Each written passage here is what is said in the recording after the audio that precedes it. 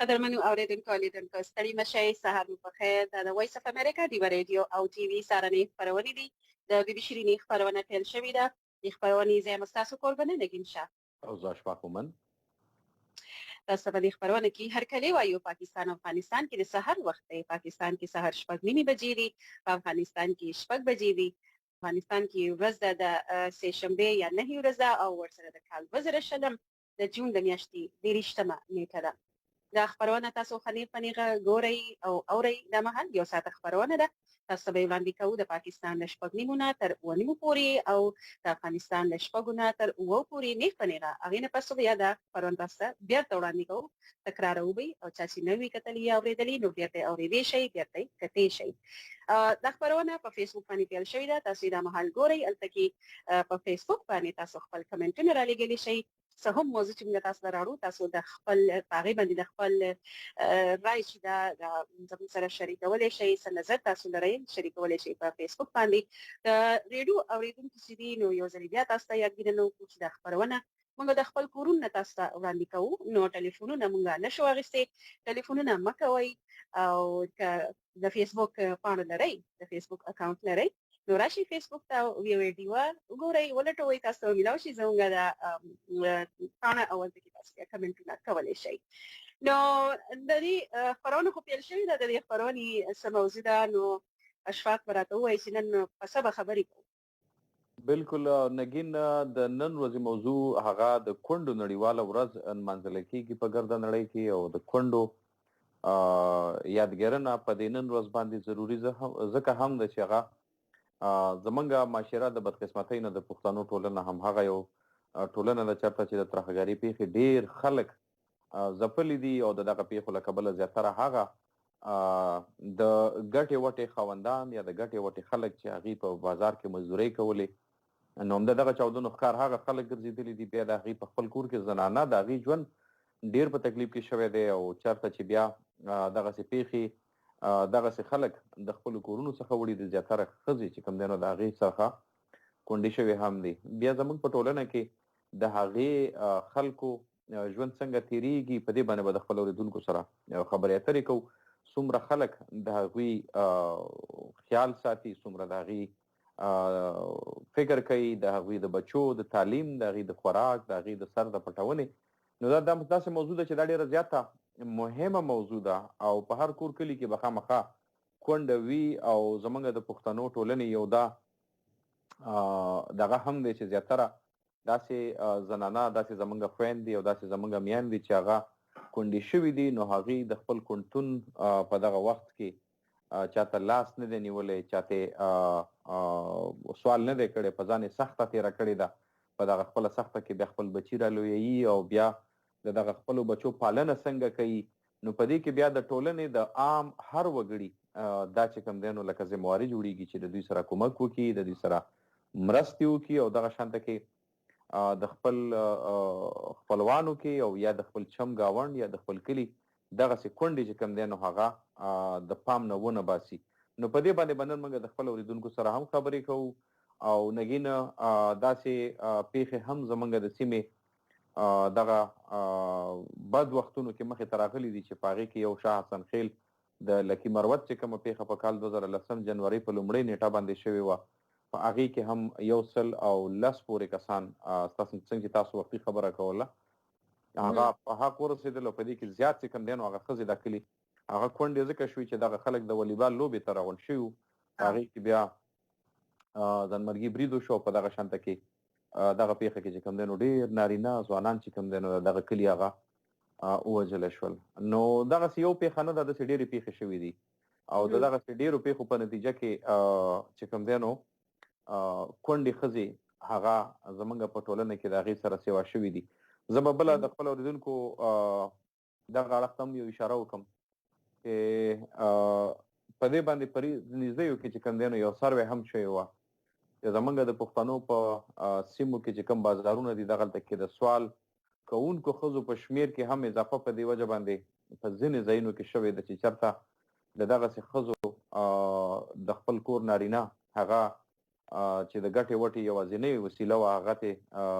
په دغسې بمي چاودنو کې اخیستل شوي دي یا داسې په بدو پیښو کې اخیستل شوي دي نه هغوی بیا سوال کولو ته مجبور شوي دي. نو موږ به اورېدونکو ته ووایو چې موږ د خپل دغسې خویندو او دغه شانته کې میندو که چېرته موږ تعلیم په صحیح وخت کې کړی وی نو هغې به سوال کولو ته نه مجبور کېدل، یا هغه خویندې زموږ چې د هغې په میسنګ پرسنس کې خاوندان هغه بېدرکه دي د تېرو 10 کالو راسې د 8 کالو راسې، په هغې باندې به موږ خپل اورېدونکو ته دغسې راپورونه مرکې وړاندې کوو او د هغه ښځو د هغه خویندو زموږ چې پښتنې خویندې د هغې غږونه به ورته وړاندې کوو چې د چا خاوندان 10 کاله چې کوم دی نو هغه لا ورک دي بېدرکه دي، او د چا 15 کاله وشو، د چا 4 کاله وشو،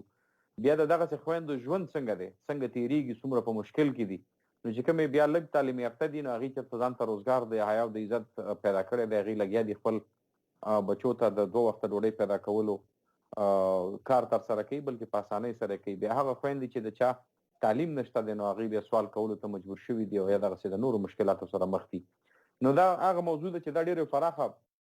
موضوع ده. په دې باندې زموږ سره زموږ اورېدونکي د هر اړخه د کونډو د ژوند په هکله، د هغې د بچو د تعلیم او درس او تدریس په هکله باندې، د هغوی د خصمانۍ دا موضوع داسې موضوع ده چې راسئ په دې باندې نن کښېنو خبرې وکړو چې زموږ د ټولنې که دغسې کونډې دي زموږ په معاشره کې دي، موږ څنګه کومک کولی شو د دوی سره چې د دوی په ژوند کې یو ښه والی راشي، اسانتیا راشي، د دې بچي چې کوم دی نو هغه د تعلیم نه محروم پاتې نه شي چې کوم د هغې بنیادي حق دی. دغه شانته کې یو شمېر نورې خبرې دي او هر سړی زه فکر کوم چې زموږ کوم اورېدونکي دي هغې موږ سره د فیسبوک د لارې خپل دغسې پیغامونه شریکولی شي چې څنګه موږ دغه مسله باندې قابو راوستی شو. بالکل، ولې چې موږ خو دا د شمیره به وړاندې کوو خپل اورېدونکو لیدونکو ته چې په نړۍ کې یا دومره شمیر باندې کونډې دي یا زموږ په سیمه کې په دومره شمیر باندې کونډې دي، دا خبرې اترې به په دې باندې ډېرې وشي. خو آیا د هغې کونډو د ژوند ښه کولو لپاره موږ څه کولی شو او باید داسې څه موږ وکړو چې بیا لکه یو خو هغه قدرتي ناروغي چې څوک ناروغه شي په خپل کټ کې په خپل مرګ باندې لکه مړ شي او هغه خو لکه د خدای د طرفه، خو بیا دا څنګه د دې مخنیوي وشي چې دا بمي چاودنې شوې یا داسې په ډزو کې یا په داسې نور څه پیښو کې یا په سي جګړو کې لکه خپل قبایلي جنګونو کې په دې کې چې کوم دا زموږ ځوانان یا زموږ چې کوم نارینه چې دي نو هغه پکې مړه شي او د هغو کور کې شاته کونډې پیغلې کونډې پکې لکه ځوانانې یا مشرانې هر قسم هر عمر لکه دا د عمر پکې هم څه دغه نشته دی چې لکه نو د هر عمر کونډې چې دي نو هغه ډېرې زیاتې دي زموږ په سیمو کې. تاسو څنګه د دې شاه حسن خیل کلي خبره وکړه؟ ما چې کله مې لکه د دې په اړه باندې تحقیق کولو د نن ورځ په اړه باندې چې کوم زموږ په سیمه کې دا مهال د کال 2000 لکه په کال 2011 کې اول ځل دا ورځ منځلې شوه او د هغې نه په راهیسه د هر کال د جون د 23مه نیټه چې دا د کونډو نړیواله ورځ د ملګرو ملتونو لخوا لمانځل کېږي. خو دا ولې لمانځل کېږي؟ همدغه چې لکه د هغو دا مسلې چې دي د هغو ستونزې د ژوند هغه رامخکې شي، په هغې باندې خبره وشي او د هغو مرسته وشي. بیا لا ګوره دا کورونا وایرس چې راغی، د کورونا وایرس د وجې نه هم ډېر زیات په نړۍ کې او زموږ په سیمه کې هم ډېرې زنانه کونډې شوي دي. نو په دې باندې هم لکه دې ته د چا پام نشته چې هره ورځ څومره جنازې د کور وځي پکې د دې لکه په عامه چې کوم پیښې راکېږي په هغې کې خو ځي، خو بیا د کورونا وایرس د وجې نه هم که وګورئ نو زیات نارینه مړه شوي دي د دې وایرس نه. دا یو ډېر عجیبه خبر ده، خو زیات د دې وایرس نه چې دی نو چې کوم د نارینو شمېر پکې زیات دی نو د دې د وجې نه هم ملګري ملتونه دا وایي چې په نړۍ کې د کونډو شمېر چې دی نو زیات شوی دی. تاسو د شاه حسن د کلي خبره کوله شاه حسن خیل، نو ما دا لوستل نو زما اصلا یو غونې ریسې زیګ شو لکه دا صرف یو کلي خبره ده که نه اشفاق چې لکه د یو کلي کې دلته دومره ډېر کورونه چې تقریبا 1500 کورنۍ ته به متاثره شوي اغېزمنې شوي د دې دماکې نه یا د دې چاودنې نه، خو په هغې کې اویا نه واخله تر 80 کورونه وایي داسې دي چې تش لکه ښځې کونډې پکې پاتې شوې او هغه کونډې چې دي نو هغو بیا ورسره یتیمان ماشومان چې کوم نو هغو یتیمانانو د هغې کونډو بیا لکه د خپل کور چې دی نو ساتل لپاره او د هغو د ساتلو لپاره بیا سره هغه نه وو که نه اقدامات لکه چا نه وو کړي. داسې یو څوک زما په خیال هغه چې کوم د حکومت طرف نه ورته پیسې میلاوي هغو ته میلاو شوي، خو هغه به تر څو چلېدی که نه؟ دا خو بیا ثابت ژوند لکه ثابت د ژوند خبره یي چې لوی ژوند ورته پاتې شي واړه واړه ماشومان. نو همدغه شانې ډېر شي خبرې اترې دي، ډېر شي نګینه وبخه تاسو دا خبره چې ګینې د حکومت لخوا مرستې ورته میلاو شوې وي یا څه لومړی ذمہواري د حکومت دا ده چې دغه خلکو تحفظ یې یقیني کړو او دویمه خبره دا ده چې کله داسې پیښه شوې په دنیا کې په هر ځای کې چې شوې ده د هغې وروسته پلټنې کېږي تحقیق کېږي چې دغه پلټنې کله وشي په هغې کې کم کس مجرم دی هغه معلوم شي نو د بده مرغه زموږ په دغه سیمو کې چې کوم داسې قسمه پیښې شوي تر اوسه پورې د هغې پلټنې نه دي شوي نه د هغې غل معلوم شوی دی بلکې بدقسمتي ده زموږ د دغه خلکو په دې باندې د خلکو خاموشه پاتې کېدل چې کوم دی نو دا هم یو قسم لا په دغه جرم کې شاملېدل دي د هغوی بیخي ولې چې د دې پلټنې وشي یا باقاعده لکه د دې چې کوم مجرمان د دې شاته چې د چا لاس چې د هغې ونیول شي یا رامخته شي نو هم لکه د دې ستونزې کې په دې پیښو کې کمې رانیستلی شي خو پیغامونه ډېر زیات را روان دي او زه وایم چې دا پیغامونه ته به لاړ شو ولې بیا د راپورټ ټیم دی یا یو دوه پیغامونه به پولیسه صاحب اجازه راکړئ به زر زر ولولم او هغې نه پس به راپورټ ته لاړ شو او چې کوم د موضوع سره تړلي پیغامونه راولېږئ لیدونکو دا تاسو ته موږ وایو چې د موضوع سره تړلي پیغامونه رالېږئ دا به زیات ښایي محترم چمکني سلامونه رالېږلي دي ایډوان ته سلام کوم او د قطر نه اشفاق لالا وایي ډېر غیر حاضر کېږي ډېر په زړه پورې موضوع مو راوړې ده او زموږ په یقین د پښتنو نه زیاتې کونډې په بل قوم کې به نه وي باید چې زیات خیالي وساتو احترام وکړو نور احمد شاه پر هر هم سلامونه را لېږلي دي او وایي چې د پوسټ نه صبر یو څخه موضوع ډېره ښایسته ده زموږ په ټولنه کې کونډې زیاتې ستونزې لري ځکه چې کونډه د خاوند د مړینې وروسته بل خاوند نشي کولی بغیر د دې خاوند د ورور څخه ځکه چې دا زموږ په ټولنه کې یو لوی عیب دی نو په دې باندې به خبره کوو راپورټ ته به لاړ شو چې زموږ خبریال عبدالرزاق را لېږلی د سیمې نه د یو داسې کونډې حال عابدت نوم دی چې په پېښور کې ژوند کوي او 9 ماشومان دي 9 یتیمانان د هغې په کور کې دي چې هغه خپل ژوند څنګه تېروي او د خپل ماشومانو سره د کومو ستونزو سره د هغې ژوند لکه کوم ستونزو سره مخ دی نو په دې اړه باندې به د دا رپورټ وګورو واورو او بېرته راشو عابده نوم دی جکیم کې اوسېږو ماشومان هسپتال نه مخکې سیټي ټون کې حسین چوک کې او خاوند مې 4 کاله وشو چې وفات شوی دی زما د خیره 9 ماشومان دي 7 جینکۍ دي 2 میالکان دي کور مې د کرۍ دی د کور 9,000 روپۍ کرۍ ورکوم که خاوند هم چې ژوندی نو حالات هم ښه ډېر ښه ګزارم کېده اوس چې خاوند هم وفات شوی دی نو ژوند هم ډېر په سخته دی خاوند خو چې که هغه هر رنګه خاوند نو د ښځې نیم ملاتړي لکه ډېره سخته دي نه خاوند دي ټول ژوند زما اوس ډېر ناکلاره دی ځکه چې خاوند هم نشته دی ټوله ذمهواري زما په خپل سر ده د کرۍ د خرچې د کور د ماشوم د بیمارۍ د هسپتال ته د بوتلو د بهر نه د شیز وس د روړو ټول ژوند د پردي کار ذمهواري زما په سر د راسر د کور غم چې خدای پیغلې جینکۍ مې کور ته څوک لاړ شي راشي نه څوک راته ورونه وهي نو ډېره زندګي د خاوند نه بغیر ډېر خراب وي مشر زوی زما نشته چې کور کې زما سره سره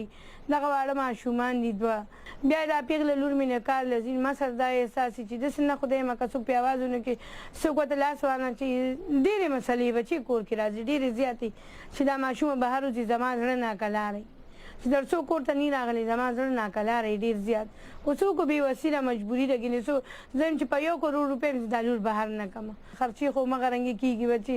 او چا کله چې دوی بیمه راځي لاکډاون نه کارونو نه هم نه ځو دا 3 میاشته کور کې لکه خرچه خو مغه رنګ کېږي ماشومان غواړي 3 ټیمه روټۍ ترکاري غواړي خامخا سهار ناشته شي غرمې روټۍ شي ماښام ترکاري شي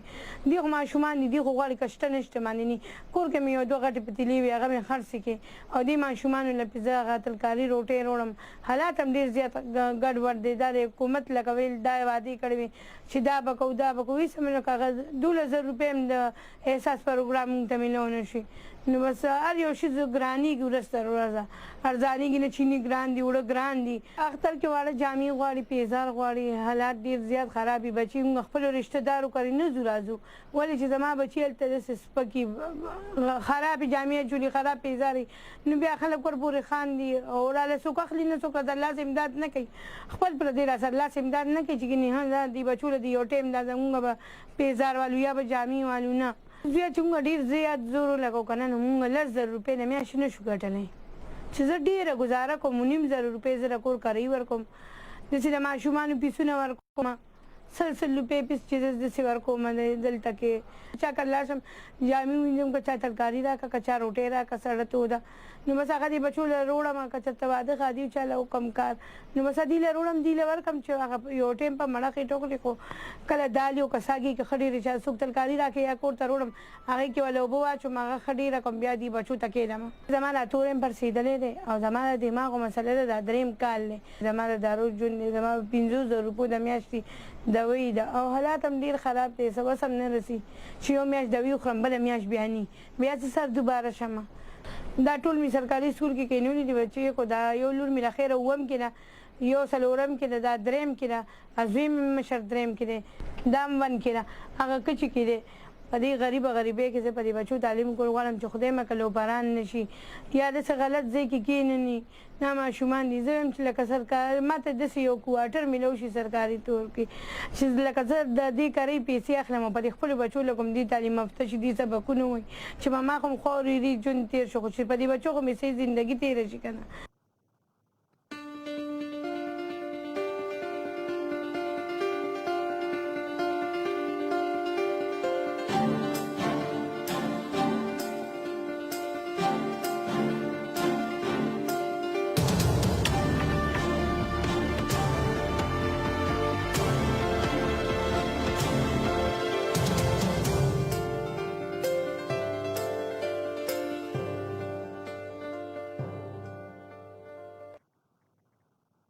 یو ځل بیا تاسو ته د بي بي شیرینې په خپرونه کې هرکلی وایو او دا یو ساعته خپرونه تاسو ته نیغ په نیغه وړاندې کوو او ورسره نن چې دا د ملګرو ملتونو لخوا د جون د میاشتې 23مه نیټه د کونډو نړیواله ورځ په توګه منځلې کیږي او په نن ورځ باندې موږ د کونډو په اړه ځکه خبرې کوو چې خلک پرې پوه شي چې کونډو ژوند د کم ستونزو سره مخ دي چې آیا د هغو د ژوند د ستونزې استدینه څنګه لرې کړل شي د هغو سره څه مرسته وشي د هغو د ماشومانو د تعلیم د هغو د خوراک څښاک د ورځې ژوند د میاشتې ژوند چې دا به څنګه تېرېږي د کونډو سره د مرستې د هغو احترام هم یوازې دا نه چې لکه ولې چې کونډې ته اکثر اشفاق رول دا هم چې هغه نفسیاتي نفسیاتي اړخ ته څوک نه ګوري چې لکه هغو په نفسیاتي توګه باندې څومره زیاتې اغېزمنې شي ولې چې خاوند وبهي او بیا ورسره د مخې ته د ژوند غم وي ورسره ماشومان ورته ورنغاړي وي د هغې غمونه د هغو سکولونه جوړه جامې او خوراک څښاک ته هر څه نو بیا هغه څنګه چې تاسو موږ راپورټ کې وکتل چې لکه هغه د خپلو د عابده چې کوم پېښور کې ژوند کوي د هغې نه ماشومان نو بیا سره هغه د نفسیاتي د مغزو بیماري سره هم لکه مخ ته که نه ولې چې یوه خبره نه وي نو په دې اړه باندې نن خبرې کوو دا زموږ نن موضوع ده او پیغامونه ډېر را روان دي او اشفاق وروره خلکو پکې ګیلې شروع کړي دي وایي موږ تاسو ته لیکل کوو زه پوهیم پې نو زه په ضبط د پیغامونو تاسو اجازه وایي ها دې کې یوسف ګل افریدي صاحب وایي چې اشفاق خان او نګینه خور ته سلامونه او ډیوه راډیو ټول ټیم ته سلامونه او بیا چې کوم دی نو سرور جان مفکر دی هغه هم سلامونه دواړو ته وایي د چمکني دوخه قطر نه تاسو سره یم او ښه بیا وایي چې لکه دغه شانته کې په مردانو کې عمران چمکني او مدیر چمکني ته سلامونه او بیا چې کوم دی منت خان چې کوم دی نو ابوظبي کې دی دغه شانته کې بیا محمد داود پروټي دی او دی هم سلامونه وایي او دی وایي چې زه د ډیر اسمل خان کې خپل ملګرو ته سلامونه وایي بیا ثناء الله دی هغه وایي چې سلام علیکم تاسو ته ثناء الله کرکټر وزیر دی د وزیرستان نه وکیل خان ته سپیشل سلامونه وایي او بیا ما او تاسو سلامونه وایي قربانو ته بیا محمد رحیم د متحده عرب امارات نه د غم سلامونه وایي او سرور جان مو فکر بیا وروسته وایي چې دا بیا ماغه میسج دوباره دی بیا را لګلې او جمعه رحمان دی هغه هم سلام د ملیزیا نه او دلته باران دی وایي بس ښه پکې خوشحاله اوسئ او بیا چې کوم دی نو شمشیر خان دی هغه د دوبۍ نه سلام وایي او حیدر زمان دی هغه حیدر زمان چې کوم دی ابوظبي نه سلام وایي او سلام کوم جی د دوبۍ نه محمد امین رور دی بل او ګل بهادر دی او دی وایي قسم دی که د حکومت نه زموږ څه توقع وي او یا مو څه امید دی او نه حکومت عوام ته د انسانانو په نظر ګوري بس دا د دې پیغام مو موږ وړاندې کړو نور ملنګ دی السلام علیکم ورحمت الله وبرکاته ډیره مننه او ساقي جان وزیر دی امین صدیقي دی سلامونه مې قبول کړئ او مسافرو او بیا وروسته چې کوم دی نو ها خادم حسین دی او اشفاق او نګین ته سلامونه مې قبول کړئ خادم حسین د پړه چینار نه نعمت پردیس ته سلامونه مې اومنئ. زه یم نعمت پردیس عبدالرحیم زید جنوبي پښتونخوا قلعه سیف الله. زه دواړو ته سلام یایم. او اعظم خان مروت ته هغه مو چې سلام علیکم او خاني خیل منډازی نه یم او ستاسو شکریا دا کوم چې تاسو په دې خطرناک وخت کې موږ ته تازه خبرونه وړاندې کوئ. موږ ته پکار ده چې موږ د خپل صحت خیال وساتو. ثناء الله وایي چې دواړو ته سلامونه او بیا وایي چې نګین وایي ډېره خبرې کوي او ملک رسول شاه دی دا زه نه یم ښه نه بالکل پوه شوم دا کمنټ ولا ما درسره هغه لکه په دې باندې لقار ورغی چې لکه زما دا کمنټ نه لولای کنه کمنټ هم نستاسو ولوسو ښه بس کمنټ هم ولوسته خیر سره دغه هغه د بل کمنټ هم را لګلې کنه وي دغه چې کنه تاسو به ویلي چې لکه دا چې لکه کورونا وایرس نه وایي کنه احتیاط کوئ او مونږ ته وایي دوا کوئ دا پیغام ولوستل نه ورګه دې کې به کرامت به چې کوم دین هغه وي چې تاسو ته لیکل وخت ځای کولی ځکه تاسو زموږ پیغامونه نه نشر کوئ نو تاسو پیغام نشر کوئ وروره نو چې کوم دین وخت ځای کول نه دي میسج لیکي. ملک رسول شاه وایي چې دیربلا شرینګل نه یم او سلامونه کوم تاسو ته. او بیا محترم چمکنی دی هغه هم سلامونه وایي او حکومت مونږ ته د انصاف حق نه راکوي نو مالی مرستې به څه راکړي. او بیا سرور جان ها مفکر دی هغه بیا وایي چې سلامونه نګین شاه بالکل موضوع ډېره ښه ده. کونډې خو په پښتنو ځکه ډېرې دي چې څه په بمونو وروتلي دي او څه روغه ورکې دي. 15 کاله وشو چې دا هم په کونډو کې حساب دی چې کوم ورکې دي. بالکل د بې درکه خلکو قصه کوي. اوس که تاسو سره کوم پیغامونه تاسو ویل غواړئ او که نه زموږ سره انا راپورټ ته به یو 3 دقیقو کې ورځو. امین صدیقي هم سلامونه را لګلي دي او وای مسافر یو وای مسافر هسي خزي هم کونډي وي مسافر وي په خپل هم کونډي وي لکه دا خبر ده چې په جمدو کې لکه په ژوندو کې دغه کنه یو بل مبیل وي او بیا عزت شکا کا او مورجاني په خپل مورجاني ته سلامونه لګلي دي. نو وعلیکم السلام او محترم چمکني تاسو خو پیغام چې دی نو اول وسلې شو. امین صدیقي تاسو پیغام ولوسلې شو. پایم نظام خیل سلامونه را لګلي وي څنګه یاست. موضوع د دون کې دی وای تر ټولو زموږ په هیواد افغانستان کې او په کوزه پښتونخوا کې کونډې او یتیمانان ډیر دي. دا ټول د جګړو د لاسه په لکونو کونډې مونږ لرو. وای دا بیت دی وای ډیرې مېندې سولې بورې ډیر وړوکي یتیمان شول. ډیر خزي سولې شولې ښه بخښنه غواړم. ډیرې میندې شولې بورې ډیر وړوکي یتیمان شول. ډیر خزي شولې کونډې ډیر آباد کورونه وران شول. څوک تر تورو خاورو لاندې څوک دننه په زندان شول. په کان مهترزۍ کې نقیب دکاندار او تاسو د ریډیو اوري نو هغه د سلامونه وای کوي. نو وعلیکم السلام نقیب دکاندار صاحب تاسو موږ ته سلامونه را لګي او په ریډیو باندې د خبرونه اوري. نور پیغامونه راغلي نو وای پیغامونه ډیر راغلي دي. امین صدیقي صاحب بیا وایي چې ارمان به وکړي وخت به تیر وي خلک به ډیر وي څوک به لاس نه درکوي نه. سلام کوم او حکمت شاته او عزت شاته او مورجانې ته. بیا وطنیار وزیرستاني دی هغه سلامونه او عبدالرحمن دی هغه سلامونه د سعودي عربستان نه. او بیا چې کوم دی نو خالد سرحدي دی سلام. زمونږ افغانستان کې داسې کور نشته چې کور کې 3-4 کونډې بس سر په سر په خپل خوندان یې د جنگ په بمی چاودنو کې نه وي قرباني شوي. بعضې ټوټې شوي دي بیخي بې درکه شوي دي. ځینې خلک ځینې بعضې نور د وسلوالو لخوا 10-15 کاله کېږي چې بې درکه شوي. څوک پوښتنه کوي چې داسې شولې ګور کې بعضې مورګانې خپل ورونو زامنو ته څو کاله په تمه ناست وي. بعضې مورګانې روانې ناروغۍ ورته پیدا شوي خپلو بچو پسې. دی وایي چې لکه هلته کې هم بره ډېر بد حال دی. د افغانستان خواته زموږ چې کوم پښتانه دي زموږ کوم خویندې دي زموږ کوم پښتنې میندې دي نو دا وایي چې د زیاترو د کومو خاوندان ورک دي نو هغې هم پریشانه دي چې کوم په بمونو کې الوځول شوي دي او مړه شوي دي شهیدان شوي دي نو د هغې په کورونو کې هم تر اوسه پورې دغه غم او دغه خلا یا دغه چې کوم دی نو هغه موجود دی. خلک خفګان کوي او بیا زیاتې میندې هغه دي چې د هغې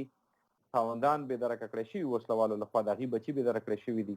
نو هغې تر اوسه پورې د خپلو بچو د خپلو خاوندانو په انتظار د ناروغۍ ښکار شوي دي. دومره لکه خفګان او دغه دی. نو الله دې رحم وکړي وروره لر او بر ټولو پښتنو ته چې خدای تعالی پاک په دغه خلکو باندې خوشحالي راولي سکون راولي او الله دې هر هغه څوک چې دغه په خاوره بدنامي خوري خدای دې چې کوم دی نو بس هغې سزا ورکړي. اشفاق وروره دا یو پیغام ولولم هغې نه پس بل رپورټ لرو ته به ووایي وړاندې به یې کوو. اعظم خان مروت وایي سلام اشفاق وایي تاسو خو ماسک نه دی لګولی. نو اوس زه خو خپله دلته کې په کور کې او په دې یو کوټه کې یوازې ناست یم نو که دلته کې ماسک ولګوم چا نه به یې لګوم چاته به لګم ماسک نو دا خو تاسو په کار دی اعظم خان مروت صاحب چې ماسک هله لګوئ چې کله د نورو خلکو خوا ته تاسو ناست یې او هغونه تاسو ډډه نشئ کولی او مجبوري وي بس بیا درګوزک چې دی نو هغه تاسو ولګوئ لکه د مخ نه چاپېره کوي لازمي یوازې ضرورت چې تازه هوا ته هم ضرورت دی. نو اشفاق وروره بل څه رپورټ لرو؟ بالکل موږ سره بل رپورټ د عدنان بیټني را لېږلی دی. علي وزیر او عارف وزیر دا هغه کورنۍ ده چې د کمې کورنۍ کم از کم 18 پورې تنان چې کم دی نو په دې نږدې کلونو کې هغه په شهادت رسول شوي دي یا په هدفي وژنو کې او یا په یو شمېر داسې نور ورته پیښو کې او د دغه کورنۍ یو ځوان عارف وزیر چې د صوبایي اسمبلۍ غړی هم و په نږدېو کې د نامعلومو وسلوالو لخوا وژل شوی دی. او زه یې وارې بیا دا وایم نګین چې کله هم داسې بدې پیښې کېږي نو دا د ملک د حکومت ذمهواري جوړېږي چې د دې پلټنې وکړي او عدالتي پلټنې وشي. دغه شان چې کم په دې کې ککړ خلک دي چې هغه قوم ته ښکاره شي او هغوی ته خپلې سزاګانې وشي. د بده مرغه تر اوسه پورې داسې شوي نه دي. د دغه کورنۍ د دغه 18 شهیدانو په هکله باندې د ډیور ډي خبریال عدنان بیټني نور تفصیل په خپل راپور کې وړاندې کړي. د شهیدانو کور د جنوبي وزیرستان مرکز واڼه سره په څیرمه غوی خوا سیمه کې د کامي پارلمان منتخب شوي غړي او د پښتون ژغورنې غورځنګ مخکښ مشر علي وزیر کور دی. د دوی کورنۍ 18 کسان په هدفي بریدونو کې وژل شوي دي. د روانې مای میاشتې په لومړۍ نیټه هم د علي وزیر تر زوی او سیمه کې د پی ټی ایم فعال سردار عارف وزیر په یو وسلوال برید کې وژل شوی. د سردار عارف وزیر خبر ته لاس په دعا ولاړ د هغه کشر ورور سراج وزیر وایس اف امریکا ډیوا ته وویل د توندروي پر ضد پیل شوی جګړې څخه په دې خو د دوی کورنۍ یو نارینه هم په خپل مرګ نه دی مړ شوی. هغه ویل دوی کومه شخصي دښمني هم نه لري خو دا ټول کسان په ګولیو سره مړه شوي دي. دا د سردار عارف شهید ګابر دی او هغه د منځ کې چې کوم دی دا د علي د پلار ګابر دی. هغه بل ورسره زما پلار دی او د علي د پلار ګابر سره ته چې کوم ولاړ دی هغه د فاروق شهید ګابر دی او ورسره دغه دوه نور زموږ ورونه ورسره شهیدان دي. دا په دا تېرو څو کالو کې اندازن داسې 18 کسان دي خو دا 18 کسان کې موږ په کور کې چې څومره کسان شهیدان شوي دي دا په خدایي مرګ نه دي مړه شوي دا په ګولۍ باندې مړه شوي دي دا شهیدان شوي دي. اول هم د مور لږ کې داسې چې غږ وشه ناڅاپي طبیعت یې سره خراب و ډېر بیا د علي مور ورته راغلی دی. دا موږ څو واره لیدلي دي تاسې غمه خرابه وه نو دا کور دا کلی دا ټول د تا دپاره تا کسي که د تا طبیعت خراب په د دی به خراب وي که د تا نه هم خراب دا ټول کور به بیا برابر وي.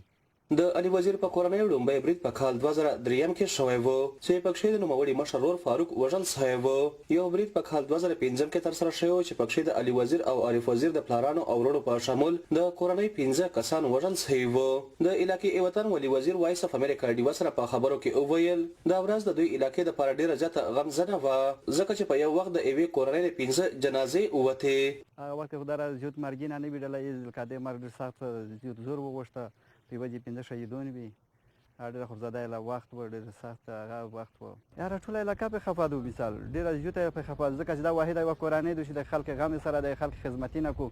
د علي وزیر کورنۍ په دې تازه غم کې د علاقې ټول خلک شریک په علاقه کې د عوامي نېشنل ګوند فعال او سیمایز مشر ایاز وزیر وایس اف امریکا ډیوا سره په خبرو کې وویل دا په پوره پښتونخوا کې یوازینۍ کورنۍ ده چې تر ټولو زیات شهیدان لري. هغه وویل نه یوازې کورنۍ بلکې ټوله سیمه د دوی په تاوان افتخار کوي ځکه چې دا تاوان دوی د علاقې د توندروي څخه د ژغورلو په سر اوښتی. دوی د دغه وجه نه ټارګټ کېږي چې دوی د چا سره په پیله پارټي رټي دوی د چا سره ذاتي معاملې لانجې دي که دوی ټارګټ کېږي دوی د کوم په سر د ملت په سر د وطن په سر ټارګټ کېږي. صرف دوی په دا علاقه کې چاته سر نه ټیټوي سر ټیټي نه کو د دوی جوسیسي ته سر نه ږدي په دا وجه باندې دا قبیله ټارګټ کېږي چې څومره شهیدون دوی ورکړي دي دا ټوټلی په غیرت باندې شهیدون شوي دي. زه دا وایم چې که د بابړ ډېر شهیدون دي په نه به زه دا وایم چې دغه د علي د کورنۍ کې هم شهیدون دي. دویم نمبر کو دا کورنۍ د شهیدونو په حسابه باندې حسابېږي. په دې کورنۍ کې 14 کونډې او بې شمېره ماشومان یتیمان پاتې شوي، خو د کورنۍ کسانې وایي که دوی پوره خاندان هم ختم کړی شي خو بیا به هم د ناامنۍ پر ضد خپله مبارزه دوامداره ساتي او د خپل مقصد نه به په شا نه شي. د عارف وزیر وژنې په اړوند د پاکستان د اطلاعاتو مرکزي وزیر شبلی فراز په وروستۍ کښې ویلي چې په دې اړوند هیڅ معلومات نه لري. علي وزیر وایي په سیمه کې په دې روانه ناامنۍ کې د وسله والو سره د پوځ لاس دی، خو په دې اړوند وایس اف امریکا ډیوا کوشش وکړو چې د پوځ دریځ هم راواخلي، خو پوځي چارواکو تر اوسه دې ته څه جواب نه دی ویلی. عدنان بیٹنای، وایس اف امریکا، ډیوا راډیو، جنوبي وزیرستان.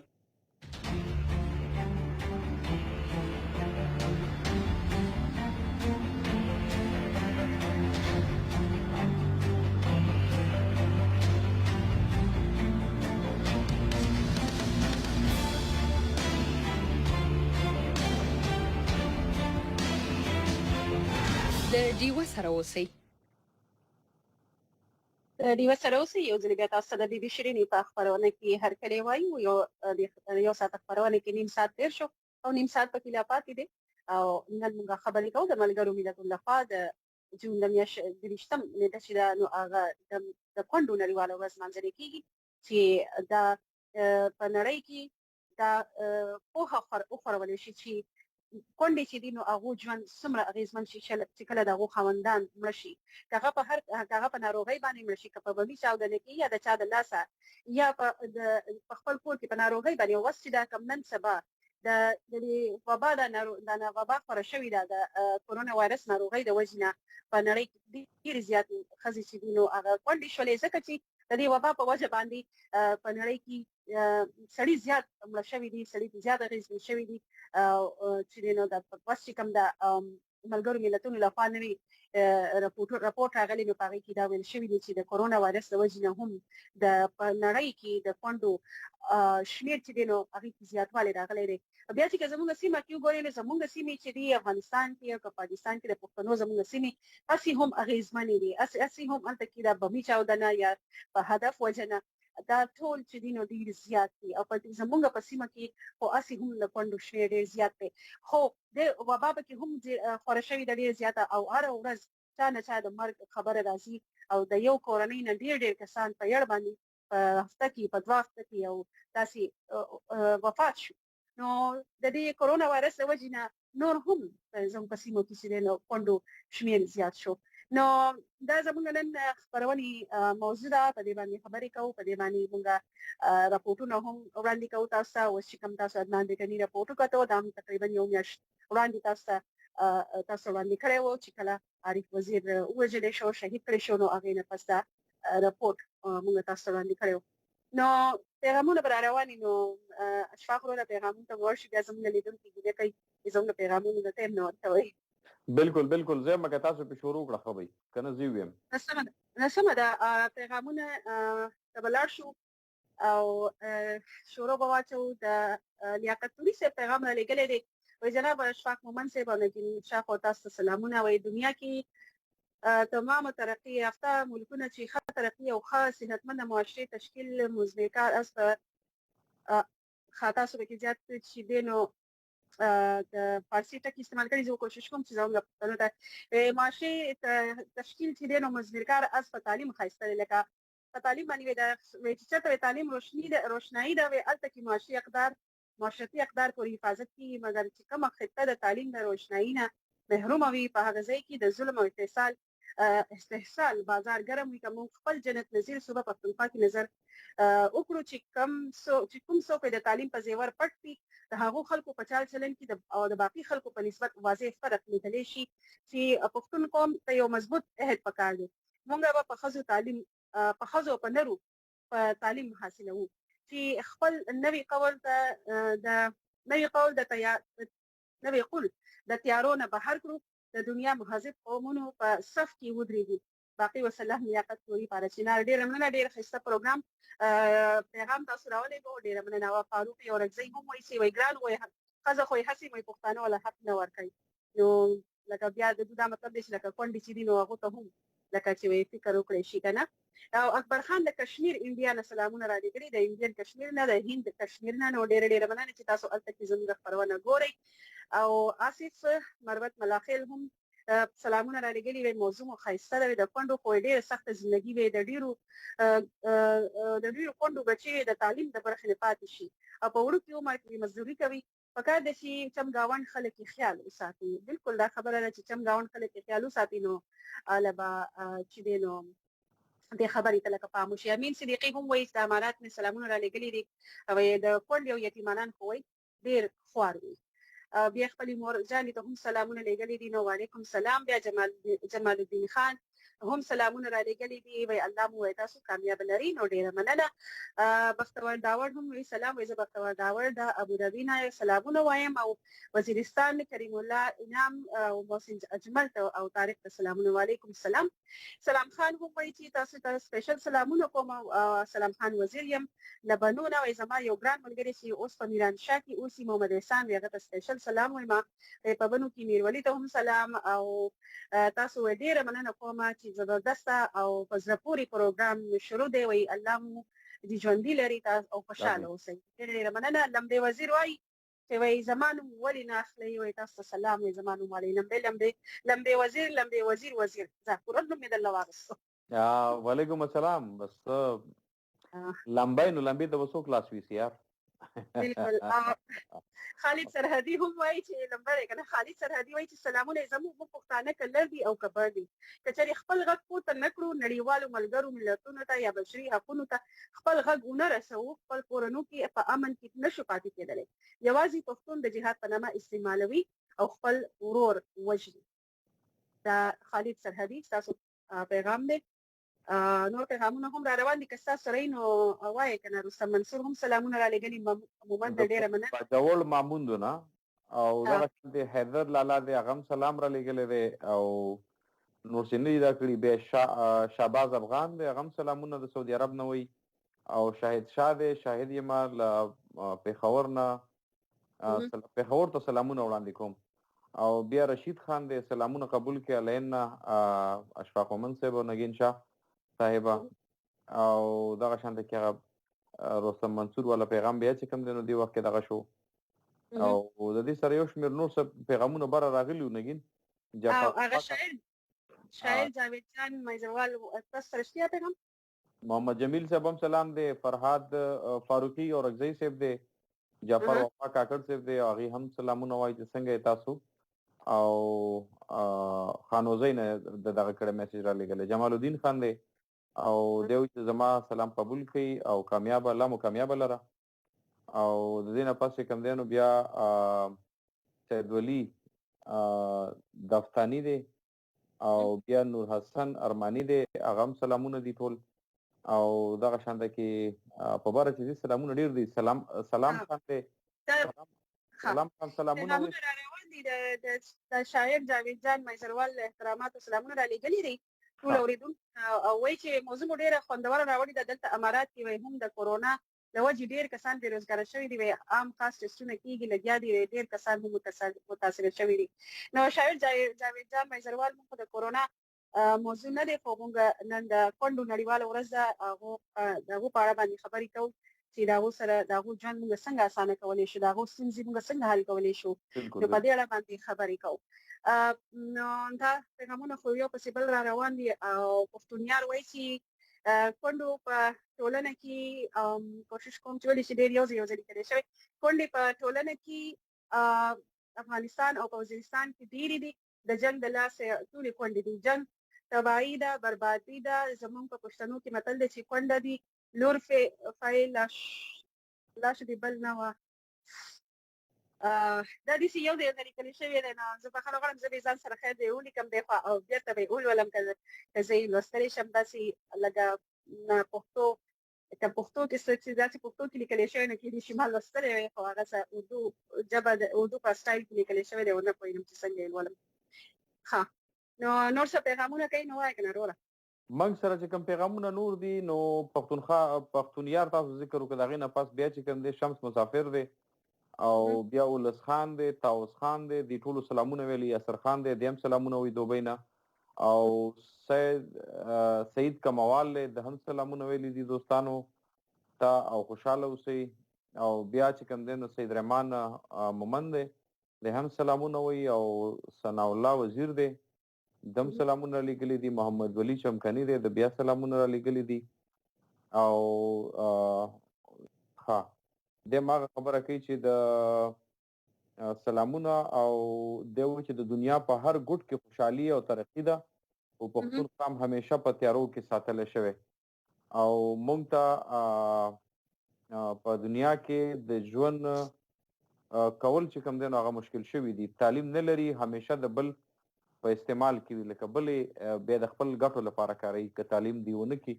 او دغه وجه ده چې لکه موږ د نورو په لاسو کې لوبېږو چې زموږ تعلیم کمی دی. نو بالکل د تعلیم کمی دی او دا خبره بالکل صحیح ده چې اوله خبره دا ده چې که خپل روح غواړئ چې چاته محتاج نه شي ولې چې په ژوند کې هر قسم حالات راتلی شي چې هغو ته تیاره وي چاته محتاج نه وي نو چې باید تعلیم پرې وکړي او هغه شان چې تعلیم داسې شی دی چې لکه ښه پوهه ورکوي انسان له. په دې به نورې خبرې کوو د رپورټ وخت شوی دی رپورټ طرف ته به لاړ شو اشفاق وروره چې موږ څنګه خبره وکړه چې پښتنو په سیمه کې لکه د بده مرغه چې لکه پښتانه خو یو په خپل مرګ خو مري که نه په کور دننه په خپل تټ کې خو ورسره د بمي چاودنه د هدف وجه نه او یا په ډزو باندې وجل چې یا قبایلي جنګونه شي اپسې کې یا د بهر نه چې ورته څورته لکه داسې جنګونه چې د خپلو د لاسه نه دي او د بهر د غیار د لاسه دي. د دې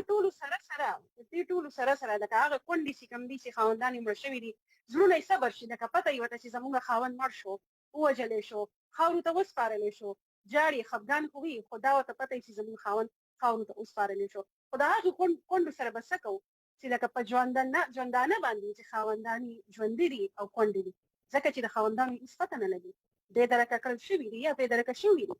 او هغه زنانه چې په ژوندي خاوندان ژوندي دي په ژوندانه باندې کونډې د خپل خاوندانو دپاره اواز پورته کوي وار په وار باندې داسې مخې ته راځي او عکسونه یې نیولي د خپل د خاوندانو عکسونه یې نیولي نو زموږ سره یو داسې زنانه خپلې کیسې شریکې کړې دي دا چې کوم د هغو خاوندان کوره وتلي دي او بیرته نه دي راغلي د پاکستان دا یو تقریبا 2018 کال یو څو لیکن شاه په خپل اوریدونکو ته وایي چې په پاکستان کې د بېدرکه خلکو مسله یا قصه داسې نوې نه ده. په دې باندې عدالت کې مقدمې هم روانې دي د نړیوالو ادارو لخوا په دغه باندې وخت په وخت باندې ګوتې هم پورته کړې شوي دي چې د ملک ادارو ته پکې ګوتې نیول شوي دي او دغلته کې چې کوم د بېدرکه خلکو دپاره چا کار کوو هغه وکیلان هم بېدرکه شوي دي. هغه خلک چې د بېدرکه خلکو دپاره نه اواز پورته کړی دی نو هغې یا په هدفي وجنو کې وژل شوي یا بېدرکه کړی شوي دي. په دغه کې نږدې مثال چې کوم دی موږ سره دغه دی خټک صاحب دی چې کوم شپږ میاشتې وړاندې بېدرکه کړی شوی دی تر اوسه پورې د هغه درک ونه لګېده او د هغې لورکۍ بچی چې کوم دی نو هغې هم لګیا د اوس لیکل کې د خپل بابا دپاره چې د بېدرکه ادریس خټک صاحب خبره کوو چې اوس هغه د هغه خلاف شپږو میاشتو خو پورې بېدرکه او اوس چې کوم دی دا خبره راغله چې د سیکرټ ایکټ لاندې په هغه باندې مقدمه چلیږي او د سیکرټ ایکټ په حوالې سره به خپل اوریدونکو ته وایي چې دا په کال 1923 کې د هندوستان په ځمکه باندې انګریز د هغه خلکو په خلاف جوړ کړی چې کوم خلکو به د انګریز د حکومت خلاف خبرې کولې نو هغې به په دې مقدمه باندې د رانیولو کوشش کوو په دې به رانیول او دغه ایکټ د هغه وخت نه جوړ دی. نو اوس د پاکستان دننه هم د دغه ایکټ لاندې هغه پښتانه خلک چې د خپل بېدرکه خلکو دپاره غږ پورته کوي هغه نیول کېږي نو په دغه کې ادریس خټک صاحب هم نیولی شوی دی. نور دیخ په یا چې یو څو غږونه یو څو چې په ژوندانه چې خاوندان ورک دي هم د داسې کونډو کیسې به واورو. بالکل این شب خیلو نه راغلو زما نوم کلثوم دی زما د خاوند دا 5م کال دی د واده په 3مه میاشت مې غیب شوی دی دا ماشومه ما ته پاتې شوې ده زما د خاوند څوک هېڅ دغه نه کوي ولس والا نیولې غفار محمد علي ریاض دي نیولې او دي د تاڼې رغیب کړی دی څه ګناه مونږ کړې ده اخر مونږ څه ګناه کړې ده مونږ له څه خبرې کوه داړه بیماره ماشومان د دړه پرېچن والا زما هېڅ پس نشته چې زه دې له څه وکړم زما دې ته خواست دی چې زما دا خاوند ناپرېږدئ. واړه واړه بچیم دي چې څوک راته څه وایي هغه ځای له منډې و دې جلسو کې مې ساخلو چې هر طرف ته ځو او راځو موږ وایي که چېرته زموږ الله پاک د خاوند را پیدا کړي نه ملاقات شته نه خبرې شته دی بس دا حکومت دی نو هر قسم لوبه کوي چې څه قسم لوبه به دوی کولی شي هېڅ سورانې هم د چا څه نه و نه دښمني شته دی نه وران ګرځېدلی دی په پته نه پوهېږو نو الله ته علم دی زما نوم افنان دی دا زما خاوند دی عبدالعزیز ول د امیر سلام موږ د جلسې نه تعلق لرو دا 6 کاله وشو 2013 جنوري 25 کې دی لاپته شوی دی د جمعې ورځ وه سپهر 4 بجې وي تقریبا دی ما ډېرو لټولو پېښور های کورټ ته لاړم هر قسمه قانوني مدد زه دوی له غواړم اخبار کې مې ورکړو ما ورته ویل که دی ستاسو مجرم یې بېشکه سزا ورکوئ خو زموږ نه ماشومان دي واړه واړه زما 3 ماشومان دي زموږ ورسره تقریبا ملاقات کېږي کم از کم د دې خبرو هر څه باوجود هېڅ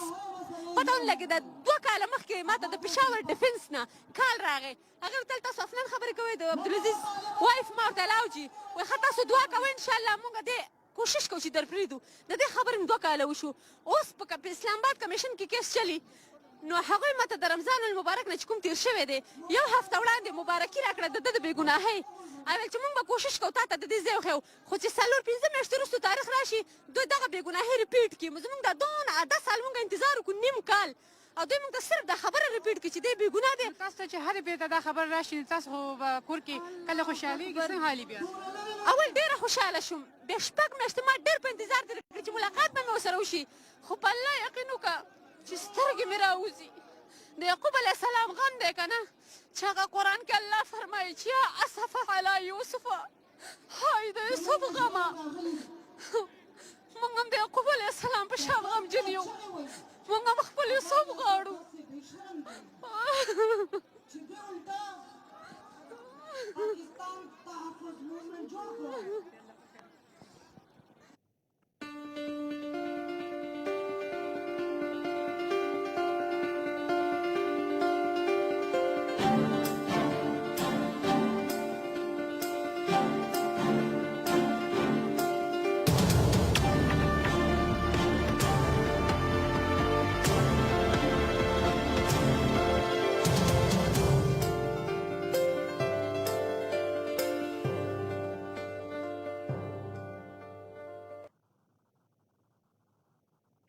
یو ځل بیا تاسو ته د بي بي شیرینې په خپرونه کې هر کله وایو داسې د زړه دردېدلې قصې چې واورو نو بیا تر څو په دې باندې خبرې وشي تر څو که نه چې عمل پې باید وشي څنګه چې د یوې خور پکې خبره وکړه اشفاق وروره وایي که څه جرم یې کړی نو مقدمه پې وکړئ که نه خو مخې ته یې راولئ داسې بېدرکه شي چې هېڅ پته یې نه لګي چې څه یې کړي دي څه ګناه یې کړې ده هېڅ پته یې نه لګي نو په دې باندې دا وایو چې دا غږونه منګه په 1300 میاشتو کې د ډیوی ریډیو کوم ریپورټونه راغلي دي په هغې کې زموږ د خویندو چې کوم غږونه دي بالخصوص هغه خویندې چې د هغې خاوندان بېدرکه دي د هغې غږونه دي موږ هغه راغونډ کړي وو تاسو ته وړاندې کړ او دغه شان د دې نه مخکې چې د عارف وزیر په هکله باندې کوم ریپورټ و نو هغه هم د عارف وزیر چې کله شهید کړی شو نو د هغې وخت دغه ریپورټ و چې موږ خپل اورېدونکو ته وړاندې کړو یعنې دغه هم د تېر وخت یو ریپورټ و موږ سره پیغامونه راغلي دي طارق شادي خیل صاحب دی د میاوالي نه نګین که ستاسو خوښ دی دا ریپورټ پیغام به وړاندې کړو او طارق شادي خیل صاحب په هکله باندې به تاسو ته ما مخکې هم ویلي چې لکه دی اوس پښتو زده کوي په خپله کورنۍ کې هم د پښتو زده کولو یا د هغې ته رښودلو چې کوم دی نو د ویلو هغې یو سخت خپل رولز کور کې جوړ کړي دي بخول د طارق شادي خیل صاحب او دی وایي چې زما کښلی رور اشفاق سر او بیوټیفل میډم خور نګین سا سلامونه نګین سلامونه او دی وایي چې سمندار سړی ته غوسه تاری کېږي او لیکن خبرو کې لاس پاو استعمال بالکل نه کوي طارق میاوالي او بیا د مینې هغې کړي دي بالکل لکه چې یو کس چې ده نو لکه هوښیار کس وي نو په هغه باندې غوسه لکه راځي غوسه هر یو هوښیار کس ته ورځي خو هغه د لاسو څخه کار نه اخلي مطلب دا دی چې لاسونه نه اچوي یو بل ته نو دغه خبره زما په خیال کې طارق شادي خیل صاحب ستاسو پیغام مې دغه کې اوسي او کې لیکلی دی نو ډېره مننه ستاسې او بیا نور پیغامونه دي نو که تاسې وایي نګین کني زه به وم او شتي پکې سید سید علي وزیر وایي چې تاسو سلامونه قبول کړئ د هنګونه او تاسو خبرونه اورم او ډېر په زړه پورې دا سلامونه راغلي دي. نو وعلیکم سلام. روف جان وایي چې زنده باد آل دیوا ریډیو سټاف لکه ټول دیوا ریډیو سټاف وایي زنده باد. نو ډېره مننه. آصف نواز هم د ابوظبي نه او سفیان ته فیضان ته او نظیم ته او سلام ته سلامونه وایم. هر چا ته پکار ده چې په چم گاوند کې د هرې کونډې او د یتیم خیال وساتي. تاسو دواړو ته سلامونه وایم. نو وعلیکم السلام. نو زموږ سره یو د پیغامونه به بالکل وایو یو ورکه شان خپل خسته نظم دی او پویم دی یا شاعري ده چې زمونږ همکاري ناهید سحر ویلي ده او ډېر زبردست سره وختي ما اورېدل او ډېر په زړه پورې هغې لیکلي هم ده که نه بالکل شاعري ده د هغې لیک دی بالکل د هغې لیک دی مې چې زه کنفرم کړم. نو د هغې لیکلي هم ده بیا هغې لوستلي هم ده او ډېره زیاته په زړه پورې شاعري ده. ناهید سحر په غږ کې هم د ناهید سحر لیک هم دی. نو دا به واورو وبه یې ګورو او هغې نه پسې بیا راسو. سوشل انیمل دا زما د نظم عنوان دی. کله کله په دې فکر مې مازغه داسې ګنګه شي چې انسان یو ځناور دی. نه زه دا نه منمه چې انسان یو ځناور دی. د اشرف په مخلوقاتو چې د خور په کائناتو پاک کلام د رب آیین دی. دغه لیک پکې ښه سپین دی چې انسان د خدای نایب دی، لارښودونکی دی، راهب دی، د سره د علم نور دی، خدای ورکړی ډیر شعور دی. نو دا خلک ولې وایي چې انسان یو ځناور دی؟ ما خپل دې سوال دپاره په هر چا نظر ساتلو چې انسان څنګه ځناور شي، انسانیت نه څنګه بهر شي. د خپل سوال په دې تکل کې د ژوندون په دې یرغل کې په یو ښځه مې نظر شو چې مې وا د زړه بسر شو. مجبوري وه سرتوره چې راوتې وه له کوره، خپلې ریښې ریښې څادر ده ګرځوله درد په درد ده. انغري کې یې مړ اور شو او خالي یې کور کې شکور شو. په بچو له نهره زور شو، سل په خپو کې پیزار شو، د قرضونو پې انبار شو. چې لمبه لمبه حالات شو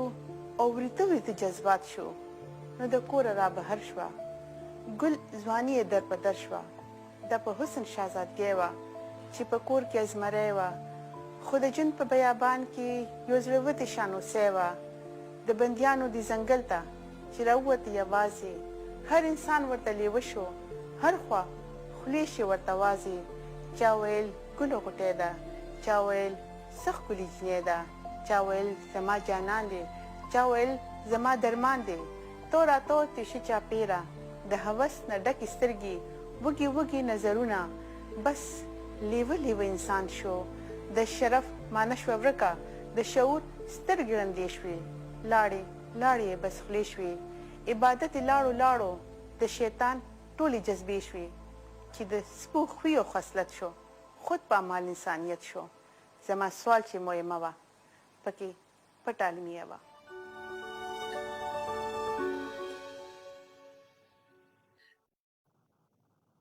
پټه علمیه وه. دا د کونډو په باندې دا لیکل شوی د کونډو د ژوند چې څنګه تېرېږي او د کومو ستونزو سره مخ کېږي او څنګه هغو احساسات لري. لکه یو خاوند یي د چا که نه هغه بل شانتي یو احساسات وي، که د کوره بهر وځي، د چا کره ځي، که سودا له ځي، هغه پته ورته چې زما خاوند شته دی، یو ډاډ په دې زړه کې لري که نه. خو چې بیا هغه خاوند نه وي، هغه ډاډ د زړه نه لرې شي چې لکه زما څوک نشته، یا زما په سر باندې هغه څادر چې ویل کېږي چې خاوند د سر څادر وي هغه نه وي، نو بیا هغه شانتي احساسات هم په زړه کې دی، هغه شانې فکر چې نو هغه بدل شي. بیا بهر ته تګ کې هغه پریشاني څنګه چې په دې مصرو کې په دې شاعري کې تاسو به اورېدلي او تاسو ولیدل چې څنګه زموږ همکارې ناهید سحر په خوږو الفاظو کې هغه ټول د کونډې ژوند بیان کړو. نو اشرف وروره پیغامونه را روان دي او اوس وخت ډېر نه دی پاتې شوی او څو دقیقې دي پکې تقریبا 3-4. په دې کې به موږ بیا دا پیغامونه وړاندې کړو او چې زموږ د لیدونکي ګیله کوي نو بیا به هغه ګیله به یې هم په ځای شي چې زه لکه مطلب ختم به شي چې موږ یې پیغامونه نه وړاندې موږ سره یو پیغام دی شاعر جاوید جان منیروال دی او دی چې له موضوع نه خبر نه وم بیخي نګین شاه خور زموږ وزیرستان کې د کونډو او یتیمانانو تعداد زیات شوی دی او ډېرې کونډې داسې دي چې خاوندان یې ژوندي ورک شوي دي. د زیاتو کونډو خاوندان مړه شوي دي. د یتیمانانو ژوند او مستقبل د ډېرو ستونزو سره مخ دی او ځکه چې تعلیم او ژوند دواړه سره سر خوړلی دی هلته. مطلب هغه حالات چې کوم هغې ته جوړ دي نو هغه ډېر زیات دغه دي. بیا حمزه پښتون وایي زه حمزه در سره یم یو ای نه عرب اماراتو نه دی. سلامونه اشفاق صاحب تا ته او ننګین خور ته. اشفاق وروره پښتانه اتفاق نه لري له دې وجې داسې بیخي د پښتنو سره ښه بس الله تعالی پاک دې اتفاق نصیب کړي د ټولو پښتنو. پیغام یې داسې دی چې علیا جان هم ډېر ښایسته پیغام رالېږلی د کینیډا نه. علیا جان وایي سلامونه یې رالېږلي دي. نو وعلیکم سلام علیا خورې. وایي په پاکستان کې د پښتنو سره ډېر ناروا سلوک کېږي. بې ګناه پښتانه وژلې کېږي، بې درکه کېږي. ډېرې خویندې خپل ورونو، میندې، زامنو او میرمنو خاوندانو ته په کلونو سترګې په لار دي، خو د مړي ژوندي هېڅ پته نه لګي. ادریس خټک صاحب هم دوی بې درکه کړی دی. د بده مرغه په پاکستان کې هیومن رایټس د نش برابر دی. مننه. دا علیا جان چې په کینیډا کې ژوند کوي او کله ناکله خپل نظر زموږ سره شریکوي. ډېره مننه. ډېر ښایسته پیغام راولېږو. په یو وړوکي پیغام کې مو ټول هر سره لکه بیان کړل. نور پیغامونه شته؟ محمد ولی چمکني هم پیغام را لېږلی دی. اشفاق وایي چې پښتون قوم همیشه په وینو رنګ دی. افسوس دی چې د پښتون قوم اتفاق نه لري. زموږ مشرانو همیشه مونږ چې دی هرټ کړي یو، لکه مونږ تکلیف راکړی. یو د دوی پیسو لالچ کې د دنیا جنګ پښتون قوم په سر اخیستی دی. ټول عمر مونږ خویندې او میندې جوړولې دي. روز خان چمکني هم سلامونه را لېږلي د قطر نه او وایي زموږ پښتون سره ظلم کېږي. روف خان هم وایي په دې رپورټ خو تاسو مونږ ډېر خفه کړو. الله دې ظالمان تباه او برباد کړي. دا طاووس خان روف جان وایي. نور پیغامونه شته؟ نو وایي. پیغامونه ډېر دي نګین خور، خو بس داسې ده چې ځینې پیغامونه پکې ښه وایي تاسو وایي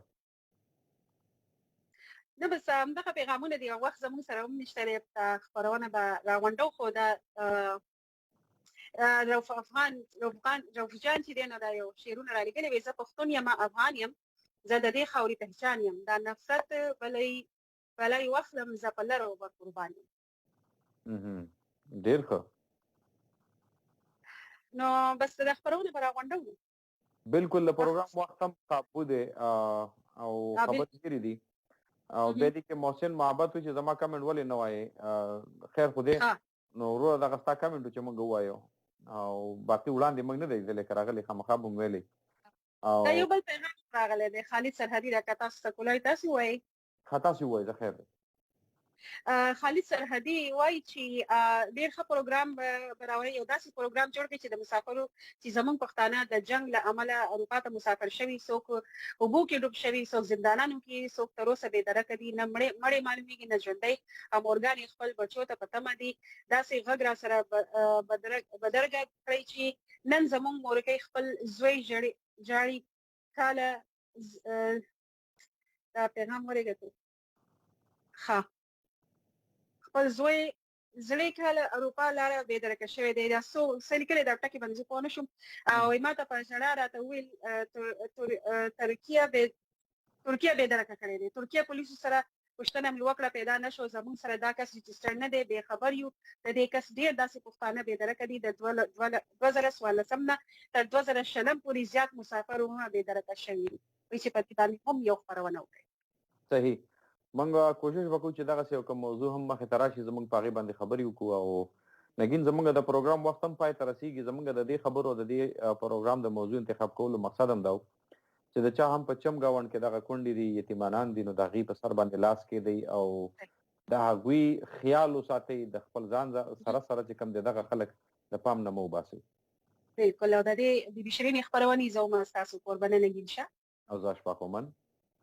د خپل پروډیوسر عدنان رشید سره ستاسو غواړو اجازه ته. الله پامان. الله پامان.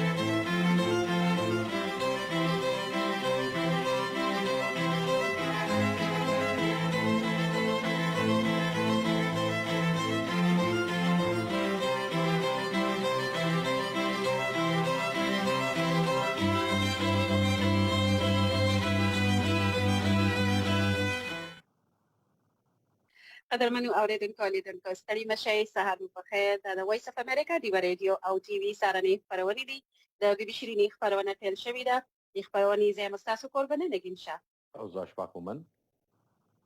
تاسو په دې خپرونه کې هر کله وایو پاکستان او افغانستان کې د سحر وخت دی پاکستان کې سحر 6:30 بجې دي په افغانستان کې 6 بجې دي دلته په واشنگټن ډي سي کې د شپې 9 بجې دي پاکستان او افغانستان کې ورځ ده د سه شنبه یا 9 ورځ او ورسره د کال 2020 د جون د میاشتې 23مه نیټه ده دا خبرونه تاسو خنیر پنیغه ګورئ او اورئ د مهال یو ساعت خبرونه ده تاسو به وړاندې کوو د پاکستان له 9 تر 9 پورې او د افغانستان له 9 تر 9 پورې نه پنیغه هغه نه پسو بیا دا خبرونه تاسو بیا وړاندې کوو تکرارو به او چې نوې کتلې اوریدلې نو بیا ته اورېدې شي بیا ته کتې شي دا خبرونه په فیسبوک باندې پیل شوې ده تاسو دا مهال ګورئ البته کې په فیسبوک باندې تاسو خپل کمنټونه را لګیلی شئ څه هم موضوع چې موږ تاسو راوړو تاسو د خپل هغه باندې د خپل رائے چې دا زموږ سره شریکولای شئ څه نظر تاسو لرئ شریکولای شئ په فیسبوک باندې د ریډیو اوریدونکو چې دي نو یو ځل بیا تاسو ته یادګینه کوم چې د خبرونه موږ د خپل کورونه تاسو ته وړاندې کوو نو ټلیفونونه موږ نشو اخیستي ټلیفونونه مکوئ او د فیسبوک پاڼه لرئ د فیسبوک اکاونټ لرئ نو راشي فیسبوک ته ویډیو وګورئ ولټوي تاسو ملاو شي زموږ د پاڼه اول کې تاسو کمنټونه کولای شئ نو د دې خبرونه خو پیل شوې ده د دې خبرونې څه موضوع ده نو اشفاق براته وایي چې نن په سبا خبرې کوو بالکل نګین د نن ورځې موضوع هغه د کونډو نړیواله ورځ نمانځل کیږي په ګرده نړۍ کې او د کونډو یادګارنه په دې نن ورځ باندې ضروری ځکه هم د چې هغه زمونږه معاشره د بدقسمتۍ نه د پښتنو ټولنه هم هغه یو ټولنه ده چېرته چې د ترهګرۍ پیښې ډېر خلک ځپلي دي او د دغه پیښو له کبله زیاتره هغه د ګټې وټې خاوندان یا د ګټې وټې خلک چې هغې په بازار کې مزدورۍ کولې نو همدغه چاودنو ښکار هغه خلک ګرځېدلي دي بیا د هغې په خپل کور کې زنانه د هغې ژوند ډېر په تکلیف کې شوی دی او چېرته چې بیا دغسې پیښې دغسې خلک د خپلو کورونو څخه وړي د زیاتره ښځې چې کوم دی نو د هغې څخه کونډې شوې هم دي بیا زموږ په ټولنه کې د هغې خلکو ژوند څنګه تیریږي په دې باندې به د خپلو اورېدونکو سره خبرې اترې کوو څومره خلک د هغوی خیال ساتي څومره د هغوی فکر کوي د هغوی د بچو د تعلیم د هغوی د خوراک د هغوی د سر د پټونې نو دا داسې موضوع ده چې دا ډېره زیاته مهمه موضوع ده او په هر کور کلي کې به خامخا کونډه وي او زموږ د پښتنو ټولنې یو دا دغه هم دی چې زیاتره داسې زنانه داسې زموږ خویندې او داسې زموږ میندې چې هغه کونډې شوي دي نو هغوی د خپل کونډتون په دغه وخت کې چاته لاس نه دی نیولی چاته سوال نه دی کړی په ځان یې سخته تېره کړې ده په دغه خپله سخته کې بیا خپل بچي رالویوي او بیا د دغه خپلو بچو پالنه څنګه کوي نو په دې کې بیا د ټولنې د عام هر وګړي دا چې کوم دی نو لکه ذمواري جوړیږي چې د دوی سره کومک وکړي د دوی سره مرستې وکړي او دغه شانته کې د خپل خپلوانو کې او یا د خپل چم ګاونډ یا د خپل کلي دغسې کونډې چې کوم دی نو هغه د پام نه ونه باسي نو په دې باندې به نن موږ د خپل اورېدونکو سره هم خبرې کوو او نګین داسې پیښې هم زموږ د سیمې دغه بد وختونو کې مخې ته راغلي دي چې په هغې کې یو شاه حسن خیل د لکي مروت چې کومه پیښه په کال 2010 جنوري په لومړۍ نیټه باندې شوې وه په هغې کې هم 110 پورې کسان څنګه چې تاسو وختي خبره کوله هغه په حق ورسېدل او په دې کې زیات چې کوم دی نو هغه ښځې دا کلي هغه کونډې ځکه شوي چې دغه خلک د والیبال لوبې ته راغونډ شوي وو په هغې کې بیا ځانمرګي برید وشو په دغه شانته کې دغه پیښه کې چې کوم دی نو ډېر نارینه ځوانان چې کوم دی نو دغه کلي هغه ووژلی شول نو دغسې یو پیښه نه ده داسې ډېرې پیښې شوي دي او د دغسې ډېرو پیښو په نتیجه کې چې کوم دی نو کونډې ښځې هغه زموږ په ټولنه کې د هغې سره سیوا شوي دي زه به بله د خپلو اورېدونکو دغه اړخ ته هم یو اشاره وکړم چې په دې باندې په نږدېیو کې چې کوم دی نو یو سروې هم شوې وه زمونږ د پښتنو په سیمو کې چې کوم بازارونه دي دغلته کې د سوال کوونکو ښځو په شمیر کې هم اضافه په دې وجه باندې په ځینې ځایونو کې شوې ده چې چېرته د دغسې ښځو د خپل کور نارینه هغه چې د ګټې وټې یوازینۍ وسیله وه هغه ته په دغسې بمي چاودنو کې اخیستل شوي دي یا داسې په بدو پیښو کې اخیستل شوي دي، نو هغوی بیا سوال کولو ته مجبور شوي دي. نو موږ به اورېدونکو ته ووایو چې موږ د خپل دغسې خویندو او دغه شانته کې میندو که چېرته موږ تعلیم په صحیح وخت کې کړی وی نو هغوی به سوال کولو ته نه مجبور کېدل، یا هغه خویندې زموږ چې د هغوی په میسنګ پرسنس کې خاوندان هغه بېدرکه دي د تېرو 10 کالو راسې د 8 کالو راسې، په هغې باندې به موږ خپل اورېدونکو ته دغسې راپورونه مرکې وړاندې کوو او د هغه ښځو د هغه خویندو زموږ چې پښتنې خویندې د هغې غږونه به ورته وړاندې کوو چې د چا خاوندان 10 کاله چې کوم دی نو هغه لا ورک دي بېدرکه دي، او د چا 15 کاله وشو، د چا 4 کاله وشو، بیا د دغسې خویندو ژوند څنګه دی، څنګه تېرېږي، څومره په مشکل کې دي. نو چې کومې بیا لږ تعلیم یافته دي نو هغې چېرته ځان ته روزګار د حیا او د عزت پیدا کړی دی، هغې لګیا دي خپل بچو ته د 2 وخته ډوډۍ پیدا کولو کار ترسره کوي، بلکې په اسانۍ سره کوي. بیا هغه خویندې چې د چا تعلیم نشته دی نو هغوی بیا سوال کولو ته مجبور شوي دي او یا دغسې د نورو مشکلاتو سره مخ دي. نو دا هغه موضوع ده چې دا ډېرې پراخه موضوع ده. په دې باندې زموږ سره زموږ اورېدونکي د هر اړخه د کونډو د ژوند په هکله، د هغوی د بچو د تعلیم او درس و تدریس په هکله باندې، د هغوی د خصمانۍ دا موضوع داسې موضوع ده چې راسئ په دې باندې نن کینو خبرې وکړو چې زموږ د ټولنې که دغسې کونډې دي زموږ په معاشره کې دي، موږ څنګه کومک کولی شو د دوی سره چې د دوی په ژوند کې یو ښه والی راشي، اسانتیا راشي، د دې بچي چې کوم دی نو هغه د تعلیم نه محروم پاتې نه شي چې کوم د هغې بنیادي حق دی. دغه شانته کې یو شمېر نورې خبرې دي او هر سړی زه فکر کوم چې زموږ کوم اورېدونکي دي هغوی موږ سره د فیسبوک د لارې خپل دغسې پیغامونه شریکولی شي چې څنګه موږ دغه مسله باندې قابو راوستی شو. بالکل، ولې چې موږ خو دا د شمیره به وړاندې کوو خپل اورېدونکو لیدونکو ته چې په نړۍ کې یا دومره شمیر باندې کونډې دي یا زموږ په سیمه کې په دومره شمیر باندې کونډې دي، دا خبرې اترې به په دې باندې ډېرې وشي. خو آیا د هغې کونډو د ژوند ښه کولو لپاره موږ څه کولی شو او باید داسې څه موږ وکړو چې بیا لکه یو خو هغه قدرتي ناروغي چې څوک ناروغه شي په خپل کټ کې په خپل مرګ باندې لکه مړ شي او هغه خو لکه د خدای د طرفه، خو بیا دا څنګه د دې مخنیوي وشي چې دا بمي چاودنې شوې یا داسې په ډزو کې یا په داسې نور څه پیښو کې یا په سي جګړو کې لکه خپل قبایلي جنګونو کې په دې کې چې کوم دا زموږ ځوانان یا زموږ چې کوم نارینه چې دي نو هغه پکې مړ شي او د هغو کور کې شاته کونډې پیغلې کونډې پکې لکه ځوانانې یا مشرانې هر قسم هر عمر لکه دا د عمر پکې هم څه دغه نشته دی چې لکه نو د هر عمر کونډې چې دي نو هغه ډېرې زیاتې دي او زموږ په سیمو کې. تاسو څنګه د دې شاه حسن خیل کلي خبره وکړه، ما چې کله مې لکه د دې په اړه باندې تحقیق کول او د نن ورځ په اړه باندې چې کوم زموږ په سیمه کې دا مهال د کال 2000 لکه په کال 2011 کې اول ځل دا ورځ منځلې شو او د هغې نه په راهیسې د هر کال د جون د 23مه نیټه چې دا د کونډو نړیواله ورځ د ملګرو ملتونو لخوا لمانځل کېږي. خو دا ولې لمانځل کېږي؟ همدغه چې لکه د هغو دا مسلې چې دي د هغو ستونزې د ژوند هغه رامخکې شي، په هغې باندې خبره وشي او د هغو مرسته وشي. بیا لا ګوره دا کورونا وایرس چې راغی، د کورونا وایرس د وجې نه هم ډېر زیات په نړۍ کې او زموږ په سیمه کې هم ډېرې زنانه کونډې شوي دي. نو په دې باندې هم لکه دې ته د چا پام نشته چې هره ورځ څومره جنازې د کور وځي پکې د دې لکه په عامه چې کوم پیښې راکېږي په هغې کې خو ځي، خو بیا د کورونا وایرس د وجې نه هم که وګورئ نو زیات کې نارینه مړ شوي دي د دې وایرس نه. دا یو ډېر عجیبه خبر ده، خو زیات د دې وایرس نه چې دی نو چې کوم د نارینو شمېر پکې زیات دی نو د دې د وجې نه هم ملګري ملتونه دا وایي چې په نړۍ کې د کونډو شمېر چې دی نو زیات شوی دی. تاسو د شاه حسن د کلي خبره کوله، شاه حسن خیل، نو ما دا لوستل نو زما څه ته یو غونې داسې زیږ شو لکه دا صرف د یو کلي خبره ده که نه، اشفاق چې لکه د یو کلي کې دلته دومره ډېر کورونه چې تقریبا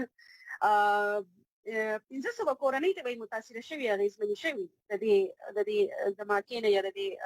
چاودنې نه، خو په هغې کې 90 نه واخله تر 80 کورونه وایي داسې دي چې تش لکه ښځې کونډې پکې پاتې شوې او هغه کونډې چې دي نو هغو بیا ورسره یتیمان ماشومان چې کومونو هغو یتیمانانو د هغې کونډو بیا لکه د خپل کور چې دی نو ساتل لپاره او د هغو د ساتلو لپاره بیا سره هغه نه وو که نه اقدامات لکه چا نه وو کړي. داسې یو څوک زما په خیال هغه چې کوم د حکومت طرف نه ورته پیسې میلاوي هغو ته میلاو شوی، خو هغه به تر څو چلېدی که نه، دا خو بیا ثابت ژوند لکه ثابت د ژوند خبره یي چې لوی ژوند ورته پاتې شي واړه واړه ماشومان. نو همدغه شانې ډېر شي خبرې اترې دي، ډېر شي وبخه پیغامونه ډېر روان دي. تاسو دا خبره چې کینې د حکومت لخوا مرستې ورته ملاو شوې وي یا څه لومړی ذمواري د حکومت دا ده چې دغه خلکو تحفظ یقیني کړو او دویمه خبره دا ده چې کله داسې پیښه شوې په دنیا کې په هر ځای کې چې شوې ده د هغې وروسته پلټنې کېږي تحقیق کېږي چې دغه پلټنې کله وشي په هغې کې کم کس مجرم دی هغه معلوم شي نو د بده مرغه زموږ په دغه سیمو کې چې کوم داسې قسمه پیښې شوي تر اوسه پورې د هغې پلټنې نه دي شوي نه د هغې غل معلوم شوی دی بلکې بدقسمتي د زموږ دغه خلکو په دې باندې د خلکو خاموشه پاتې کېدل چې کوم دی نو دا هم یو قسم لا په دغه جرم کې شاملېدل دي د هغوی بیخي ولې چې د دې پلټنې وشي یا باقاعده لکه د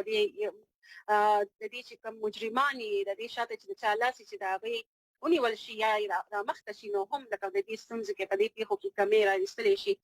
خو پیغامونه ډېر زیات را روان دي او زه وایم چې دا پیغامونو ته به لاړ شو ولې بیا د راپورټ ټایم دی یا یو دوه پیغامونه به پولیسر صاحب اجازه راکړئ به زر ولولم او هغې نه پس به راپورټ ته لاړ شو او چې کوم د موضوع سره تړلي پیغامونه راولېږئ لیدونکو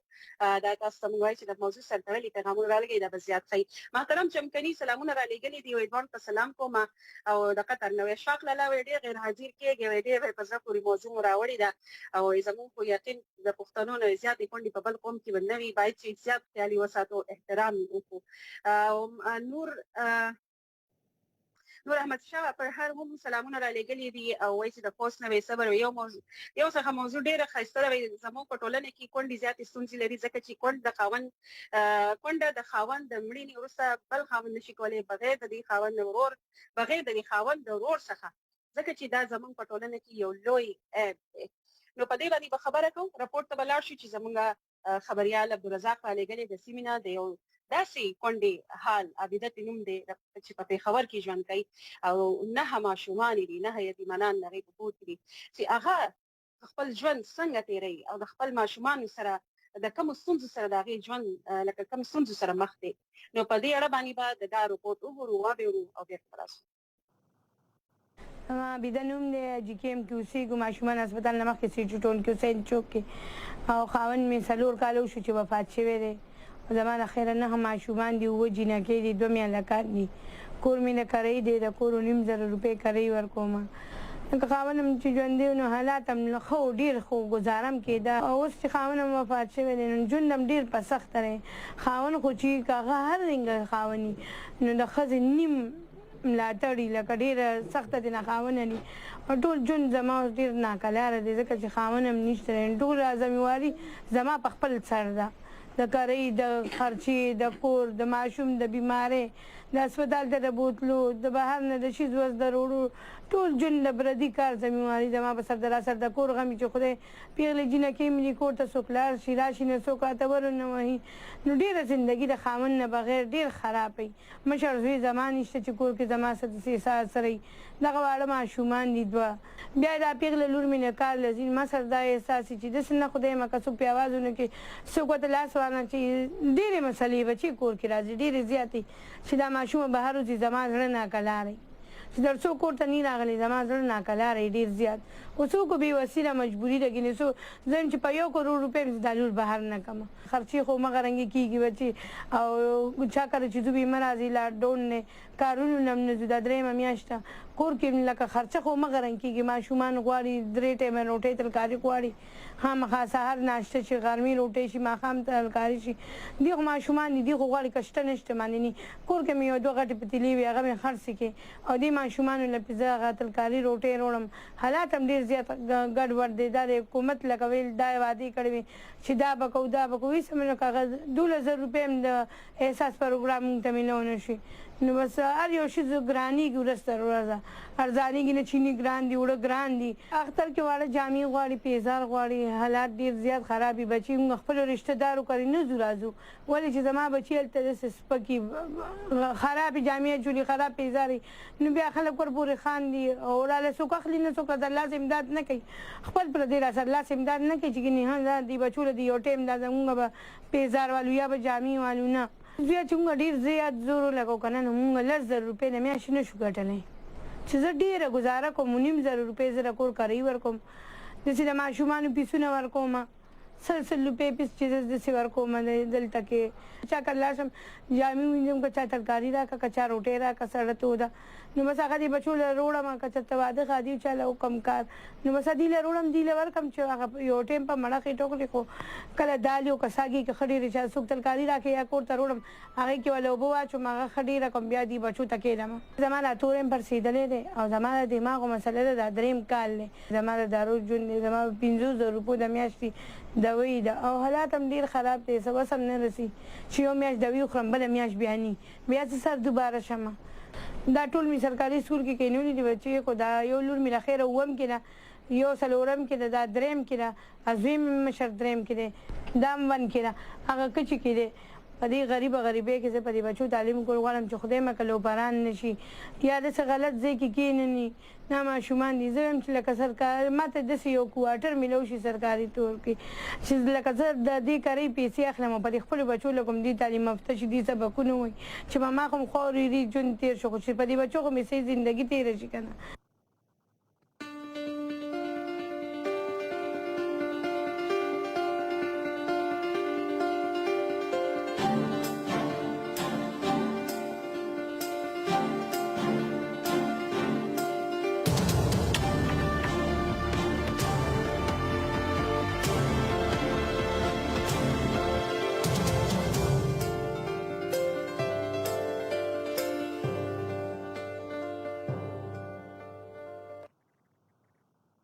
یو ځل بیا تاسو ته د بي بي شیرینې په خپرونه کې هرکلی وایو او دا یو ساعته خپرونه تاسو ته نیغ وړاندې کوو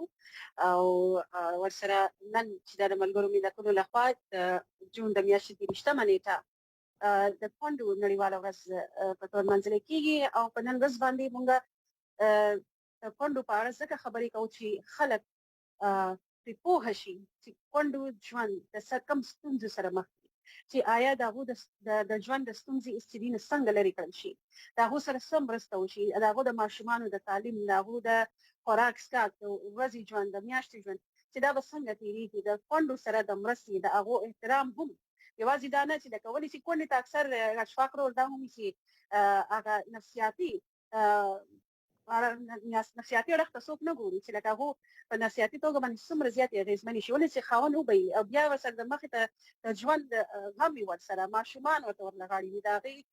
غمونه د هغو سکولونه جوړه جامې او خوراک څښاک ته هر څه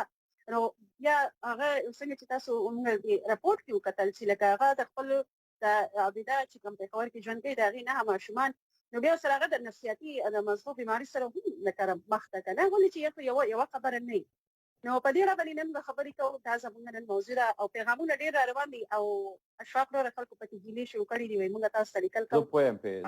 نو زه په ضبط د پیغامونو تاسو اجازه وایي ها دې کې یوسف ګل افریدي صاحب وایي چې اشفاق خان او نګینه خور ته سلامونه او ډیوه راډیو ټول ټیم ته سلامونه او بیا چې کوم دی نو سرور جان مفکر دی هغه هم سلامونه دواړو ته وایي د چمکني دوخه قطر نه تاسو سره یم او بیا وایي چې لکه دغه شانته کې په مردانو کې عمران چمکني او مدیر چمکني ته سلامونه او بیا چې کوم دی منت خان چې کوم دی نو ابوظبي کې دی دغه شانته کې بیا محمد داود پروټي دی او دی هم سلامونه وایي او دی وایي چې زه د ډیر اسماعیل خان کې خپل ملګرو ته سلامونه وایي بیا ثناء الله دی هغه وایي چې سلام علیکم تاسو ته ثناء الله کرکټر وزیر دی د وزیرستان نه وکیل خان ته سپیشل سلامونه وایي او بیا ما او تاسو سلامونه وایي قربانو ته بیا محمد رحیم د متحده عرب امارات نه دی هغه هم سلامونه وایي او سرور جان مفکر بیا وروسته وایي چې دا بیا ماغه میسج دوباره دی بیا رالیږلی او جمعه رحمان دی هغه هم سلام د ملیزیا نه او دلته باران دی وایي بس ښه پکې خوشحاله اوسي او بیا چې کوم دی نو شمشیر خان دی هغه د دوبۍ نه سلام وایي او حیدر زمان چې کوم دی ابوظبي نه سلام وایي او سلام کوم چې د دوبۍ نه محمد امین رور دی بل او ګل بهادر دی او دی وایي قسم دی که د حکومت نه زموږ څه توقع وي او یا مو څه امید دی او نه حکومت عوام ته د انسانانو په نظر ګوري بس دا د دې پیغام موږ وړاندې کړو نور ملنګ دی السلام علیکم ورحمت الله وبرکاته ډیره مننه او ساقي جان وزیر دی امین صدیقي دی سلامونه مې قبول کړي او مسافرو او بیا وروسته چې کوم دی نو خادم حسین دی او اشفاق او نګین ته سلامونه مې قبول کړي خادم حسین د پړه چینار نه نعمت پردیس ته سلامونه مې ومنئ. زه یم نعمت پردیس عبدالرحیم زید جنوبي پښتونخوا قلعه سیف الله. زه دواړو ته سلام یایم. او اعظم خان مروت ته هغه هم وایي چې سلام علیکم او خاني خیل منډازی نه یم او ستاسو شکریا دا کوم چې تاسو په دې خطرناک وخت کې موږ ته تازه خبرونه وړاندې کوئ. موږ ته پکار ده چې موږ د خپل صحت خیال وساتو. ثناء الله وایي چې دواړو ته سلامونه او بیا وایي چې نګین وایي ډېره خبرې کوي. او ملک رسول شاه دی دا زه نه یم ښه نه بالکل خوښ یم. دا کمنټ ولا ما رسله هغه لکه په دې باندې لکار ورغی چې لکه زما دا کمنټ نه لولای کنه کمنټ کوم نسته وسو ښه بس کمنټ مو لولوسته خیر سره دغه هغه دا بل کمنټ هم را لګلې کنه وي دغه چې کنه دا تاسو به ویلې چې لکه دا چې لکه کورونا وایرس نه وایي کنه احتیاط کوئ او مونږ ته وایي دوا کوئ دا پیغام مو لوستلی نه ورګه دې کې بیا کرامت به چې کوم دی هغه وایي چې تاسو ته لیکل وخت ضایع کولی ځکه تاسو زموږ پیغامونه نه نشر کوئ نو ستاسو پیغام نشر شو وروره نو چې کوم دی نو وخت ضایع کول نه دي میسج لیکئ. ملک رسول شاه وایي چې دیربلا شرینګل نه یم او سلامونه کوم تاسو ته. او بیا محترم چمکني دی هغه هم سلامونه وایي او حکومت مونږ ته د انصاف حق نه راکوي نو مالی مرستې به څه راکړي. او بیا سرور جان ها مفکر دی هغه بیا وایي چې سلامونه نګین شاه بالکل موضوع ډېره ښه ده. کونډې خو په پښتنو ځکه ډېرې دي چې څه په بمونو وروتلي دي او څه روغه ورکې دي. 15 کاله وشو چې دا هم په کونډو کې حساب دی چې کوم ورکې دي. بالکل د بې درکه خلکو قصه کوي. اوس که تاسو سره کوم پیغامونه تاسو ویل غواړئ او که نه زموږ سره انا رپورټ ته به یو 3 دقیقو کې ورځو. امین صدیقي هم سلامونه را لګلي دي او وایي مسافر یو وایي مسافر هسې ښځې هم کونډې وي ښځې هم کونډې وي مسافر وایي پخپله هم کونډ وي. لکه دا هغه خبره ده چې په جمدو کې لکه په ژوندو کې دغه یې که نه یو بل نه بیل وي. او بیا عزت شاه کاکا او مورجانې ته خپلې مورجانې ته یې سلامونه لېږلي دي. نو وعلیکم السلام. او ښه محترم چمکني تاسو خو پیغام چې دی نو هغه خو ولوستلی شو. امین صدیقي تاسو پیغام ولوستلی شو. پیام نظام خیل سلامونه را لېږلي وایي څنګه یاست. موضوع یې دردونکی دی وایي تر ټولو زموږ په هیواد افغانستان کې او په کوزه پښتونخوا کې کونډې او یتیمانان ډېر دي. دا ټول د جګړو د لاسه په لکونو کونډې موږ لرو. وایي دا بیت دې ووایي وایي ډېرې میندې سولې پورې ډېر وړوکي یتیمان شول. ډېر ښځې سولې شولې ښه بښنه غواړم ډېرې میندې شولې پورې ډېر وړوکي یتیمان شول. ډېر ښځې شولې کونډې ډېر آباد کورونه وران شول. څوک تر تورو خاورو لاندې څوک دننه په زندان شول. په کان مهترزۍ کې نقیب دکاندار او ستاسو دا ریډیو اوري نو هغه درته سلامونه وایي کوي. نو وعلیکم السلام نقیب دکاندار صاحب تاسو موږ ته سلامونه را لېږئ او په ریډیو باندې دا خپرونه اورئ. نور پیغامونه راغلي نو وایي پیغامونه ډېر راغلي دي. امین صدیقي صاحب بیا وایي چې ارمان به وکړي وخت به تېر وي خلک به ډېر وي څوک به لاس نه درکوي نه. سلام کوم او حکمت شاته او عزت شاته او مورجانې ته. بیا وطنیار وزیرستاني دی هغه هم سلامونه وایي. عبدالرحمان دی هغه هم سلامونه وایي د سعودي عربستان نه. او بیا چې کوم دی نو خالد سرحدي دی سلام. زموږ افغانستان کې داسې کور نشته چې کور کې 3-4 کونډې بس سر په سر په خپل خاوندان یې د جنګ په بمي چاودنو کې نه وي قرباني شوي. بعضې ټوټې شوي دي بیخي بې درکه شوي دي. ځینې خلک ځینې بعضې نور د وسلوالو لخوا 10-15 کاله کېږي چې بې درکه شوي. څوک پوښتنه کوي چې داسې شولې ګور کې بعضې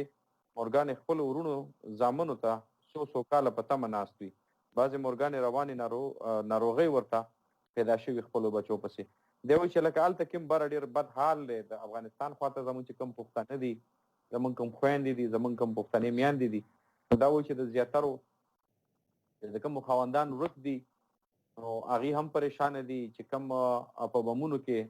الوځول شوي دي او مړه شوي دي شهیدان شوي دي نو د هغې په کورونو کې هم تر اوسه پورې دغه غم او دغه خلا یا دغه چې کوم دی نو هغه موجود دی. خلک خفګان کوي او بیا زیاتې میندې هغه دي چې د هغې خاوندان بې درکه کړی شوي وسلوالو لخوا د هغې بچي بې درکه کړی شوي دي نو هغې تر اوسه پورې د خپلو بچو د خپلو خاوندانو په انتظار د ناروغۍ ښکار شوي دي. دومره لکه خفګان او دغه دی. نو الله دې رحم وکړي وروره لر او بر ټولو پښتنو ته چې خدای تعالی پاک په دغه خلکو باندې خوشحالي راولي سکون راولي او الله دې هر هغه څوک چې دغه په خاوره بدني خوري خدای دې چې کوم دی نو بس هغې سزا ورکړي. اشفاق وروره دا یو پیغام ولولم هغې نه پس بل رپورټ لرو ته به ووایي وړاندې به کړو. اعظم خان مروت وایي سلام اشفاق وایي تاسو خو ماسک نه دی لګولی. نو اوس زه خو خپله دلته کې په کور کې او په یو کوټه کې یوازې ناست یم نو که دلته کې ماسک ولګوم چا نه به لګوم چاته به لګم ماسک. نو دا خو تاسو په کار دی اعظم خان مروت صاحب چې ماسک اله لګوي چې کله د نورو خلکو خواته تاسو ناسې او لغونه تاسو ډډه نشئ کولی او مجبوري وي بس بیا تربوزک چې دی نو هغه تاسو ولګوئ لکه د مخ نه چاپېره کوي لازمي یوازې ضرورت چې تازه هوا ته هم ضرورت دی. نو اشفاق وروره بل څه رپورټ لرو؟ بالکل موږ سره بل رپورټ د عدنان بیټني رالیږلی دی. علي وزیر او عارف وزیر دا هغه کورنۍ ده چې د کمې کورنۍ کم از کم 18 پورې تنان چې کم دی نو په دې نږدې کلونو کې هغه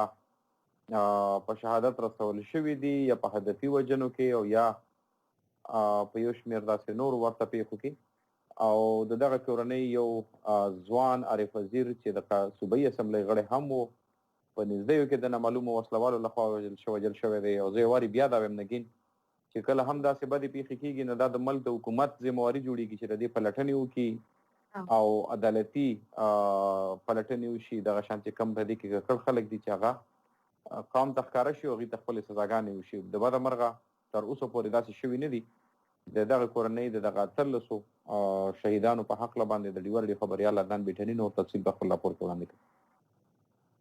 د شهیدانو کور د جنوبي وزیرستان مرکز وانا سره په څیرمه غوي خوا سیمه کې د کامی پارلمان منتخب شوی غړي او د پښتون ژغورنې غورځنګ مخکښ مشر علي وزیر کور دی. د دوی کورنۍ 18 کسان په هدفي بریدونو کې وژل شوي دي. د روانې مای میاشتې په لومړۍ نیټه هم د علي وزیر تر زوی او سیمه کې د پی ټی ایم فعال سردار عارف وزیر په یو وسلوال برید کې وژل شوی. د سردار عارف وزیر خبر ته لاس په دعا ولاړ د هغه کشر ورور سراج وزیر وایس اف امریکا ډیوا ته وویل د تندروي پر ضد پیل شوی جګړې څخه په دې خو د دوی کورنۍ یو نارینه هم په خپل مرګ نه دی مړ شوی. هغه ویل دوی کومه شخصي دښمني هم نه لري خو دا ټول کسان په ګولیو سره مړه شوي دي. دا د سردار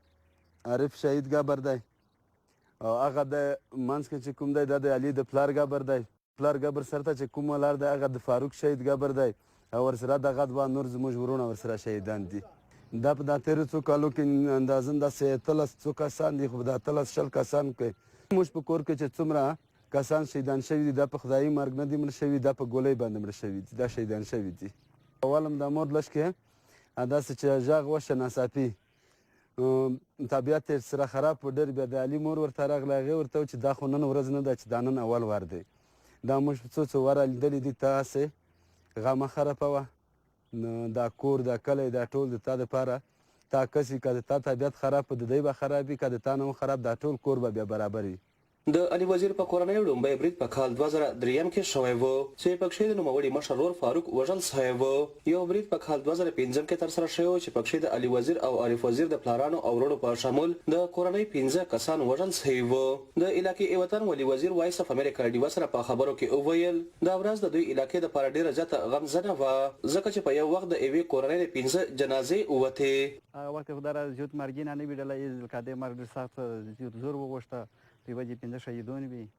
ډېره خورزاده له وخت و ډېر سخت هغه وخت و یاره ټوله علاقه پرې خفه ده. مثال ډېره زیاته پرې خفه ده ځکه چې دا واحده یوه کورنۍ ده چې د خلک غم سره د خلک خدمتي نه کو. د علي وزیر کورنۍ په دې تازه غم کې د علاقې ټول خلک شریک دي او د سیمې ټوله فضا غمجنه ده. په علاقه کې د عوامي نېشنل ګوند فعال او سیمایز مشر ایاز وزیر وایس اف امریکا ډیوا سره په خبرو کې وویل دا په پوره پښتونخوا کې یوازینۍ کورنۍ ده چې تر ټولو زیات شهیدان لري. هغه وویل نه یوازې کورنۍ بلکې ټوله سیمه د دوی په تاوان افتخار کوي ځکه چې دا تاوان دوی د علاقې د توندروي څخه د ژغورلو په سر اوښتی. دی د دغه وجې نه ټارګټ کېږي چې دی د چا سره په پیله پارټي رټ دي دی د چا سره ذاتي ملي لانجې دي که دی ټارګټ کېږي دی د کوم په سر د ملت په سر د وطن په سر ټارګټ کېږي. صرف دی په دا علاقه کې چاته سر نه ټیټوي سر ټیټي نه کو د دی جوسیسي ته سر نه ږدي دا وجه باندې دا قبیله ټارګټ کېږي چې څوره شهیدون دی ورکړي دي دا ټوټلی په غیرات باندې شهیدون شوي دي. زه دا یم چې که د بابړې ډېر شهیدون دي په نه به زه دا یم چې دغه د علي د کورنۍ کې هم شهیدون دي 2 نمبر کو دا کورنۍ د شهیدونو په حساب باندې حسابېږي. په دې کورنۍ کې 14 کونډې او بېشمېره ماشومان یتیمان پاتې شوي، خو د کورنۍ کسانې وایي که دوی پوره خاندان هم ختم کړی شي خو بیا به هم د ناامنۍ پر ضد خپله مبارزه دوامداره ساتي او د خپل مقصد نه به په شا نه شي. د عارف وزیر وژنې په اړوند د پاکستان د اطلاعاتو مرکزي وزیر شبلی فراز په وروستۍ کښې ویلي چې په دې اړوند هیڅ معلومات نه لري. علي وزیر وایي په سیمه کې په دې روانه ناامنۍ کې د وسلوالو سره د پوځ لاس دی، خو په دې اړوند وایس اف امریکا ډیوا کوشش وکړو چې د پوځ دریځ هم راواخلي، خو پوځي چارواکو تر اوسه دې ته څه جواب نه دی ویلی. عدنان بیټنای، وایس اف امریکا، ډیوا راډیو، جنوبي وزیرستان.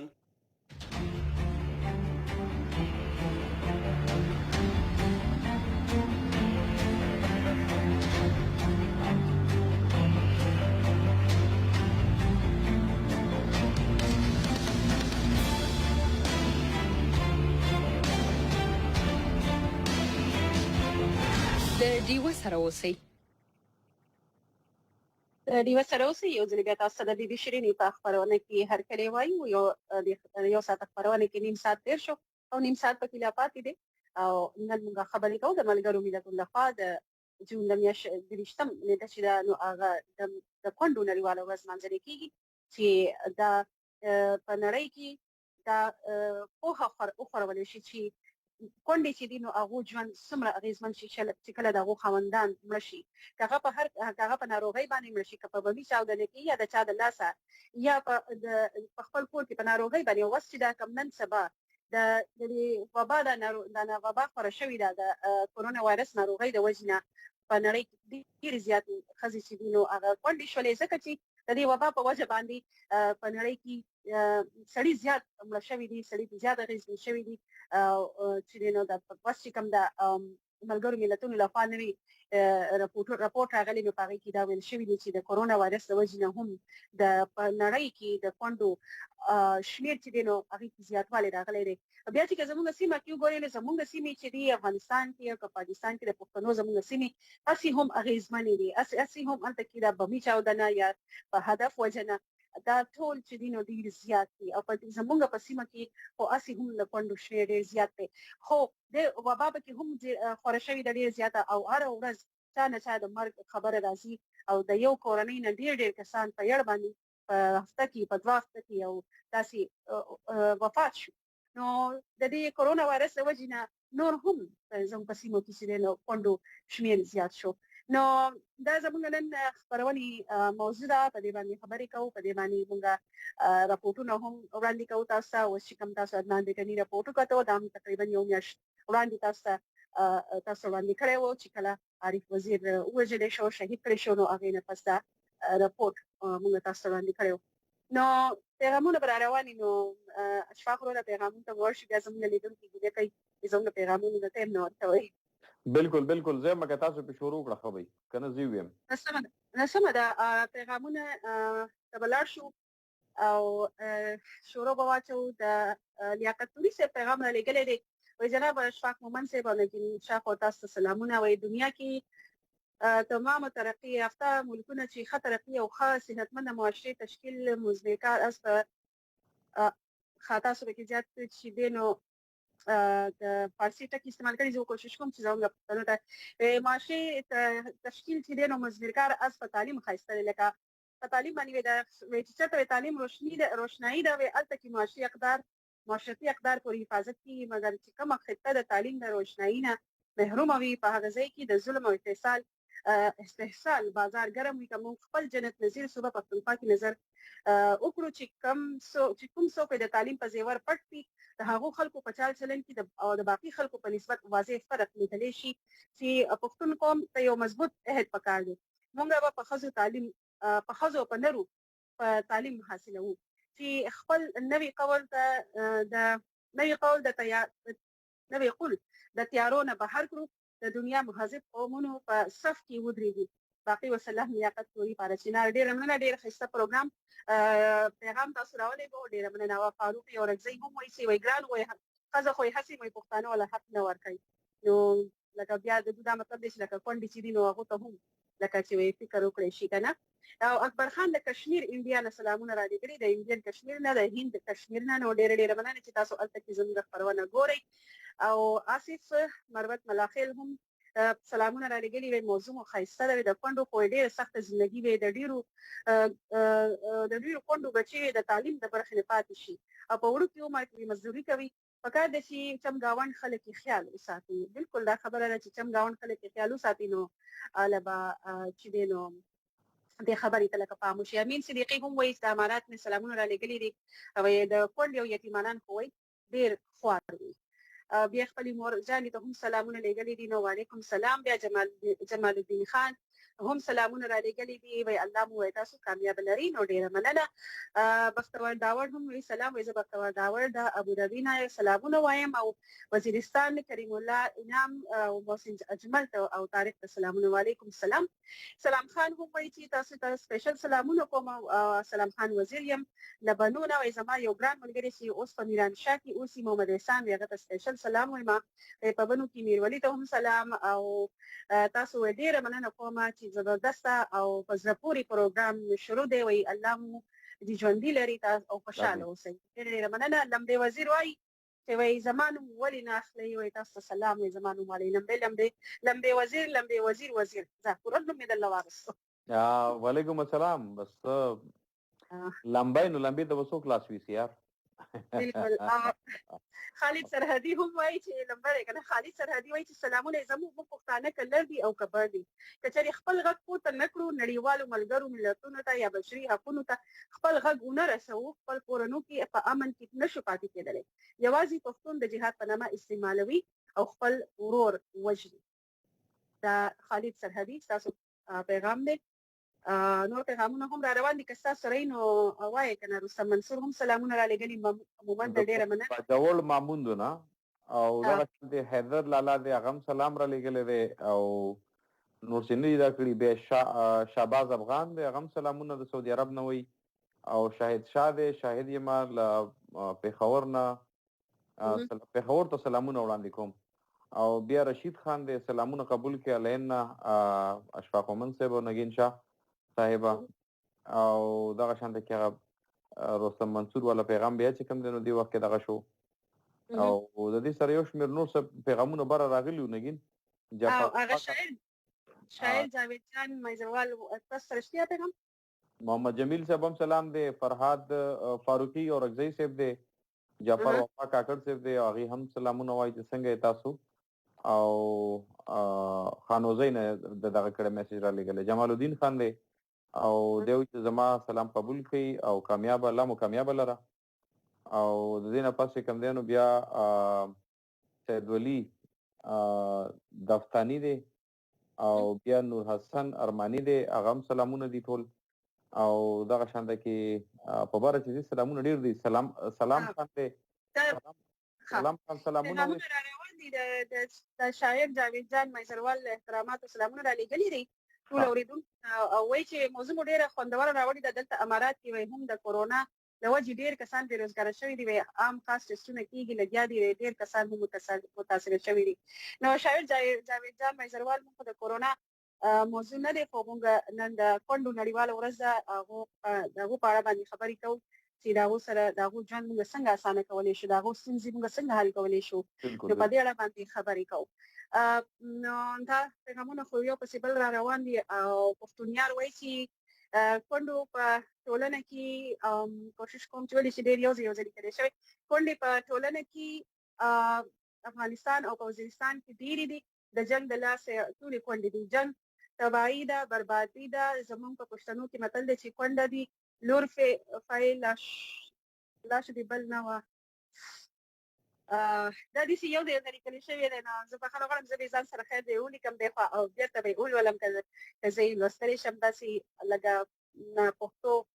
که پښتو کې څه چې داسې پښتو کې لیکلی شوی نو کېدای شي ما لوستلی وی، خو هغه څه اردو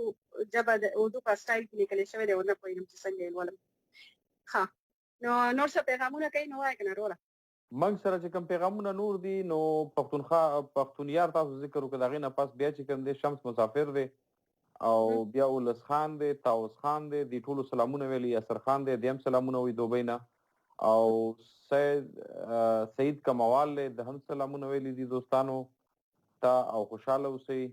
او بیا چې کوم دی نو سید رحمان مومند دی د هم سلامونه وایي او ثناء الله وزیر دی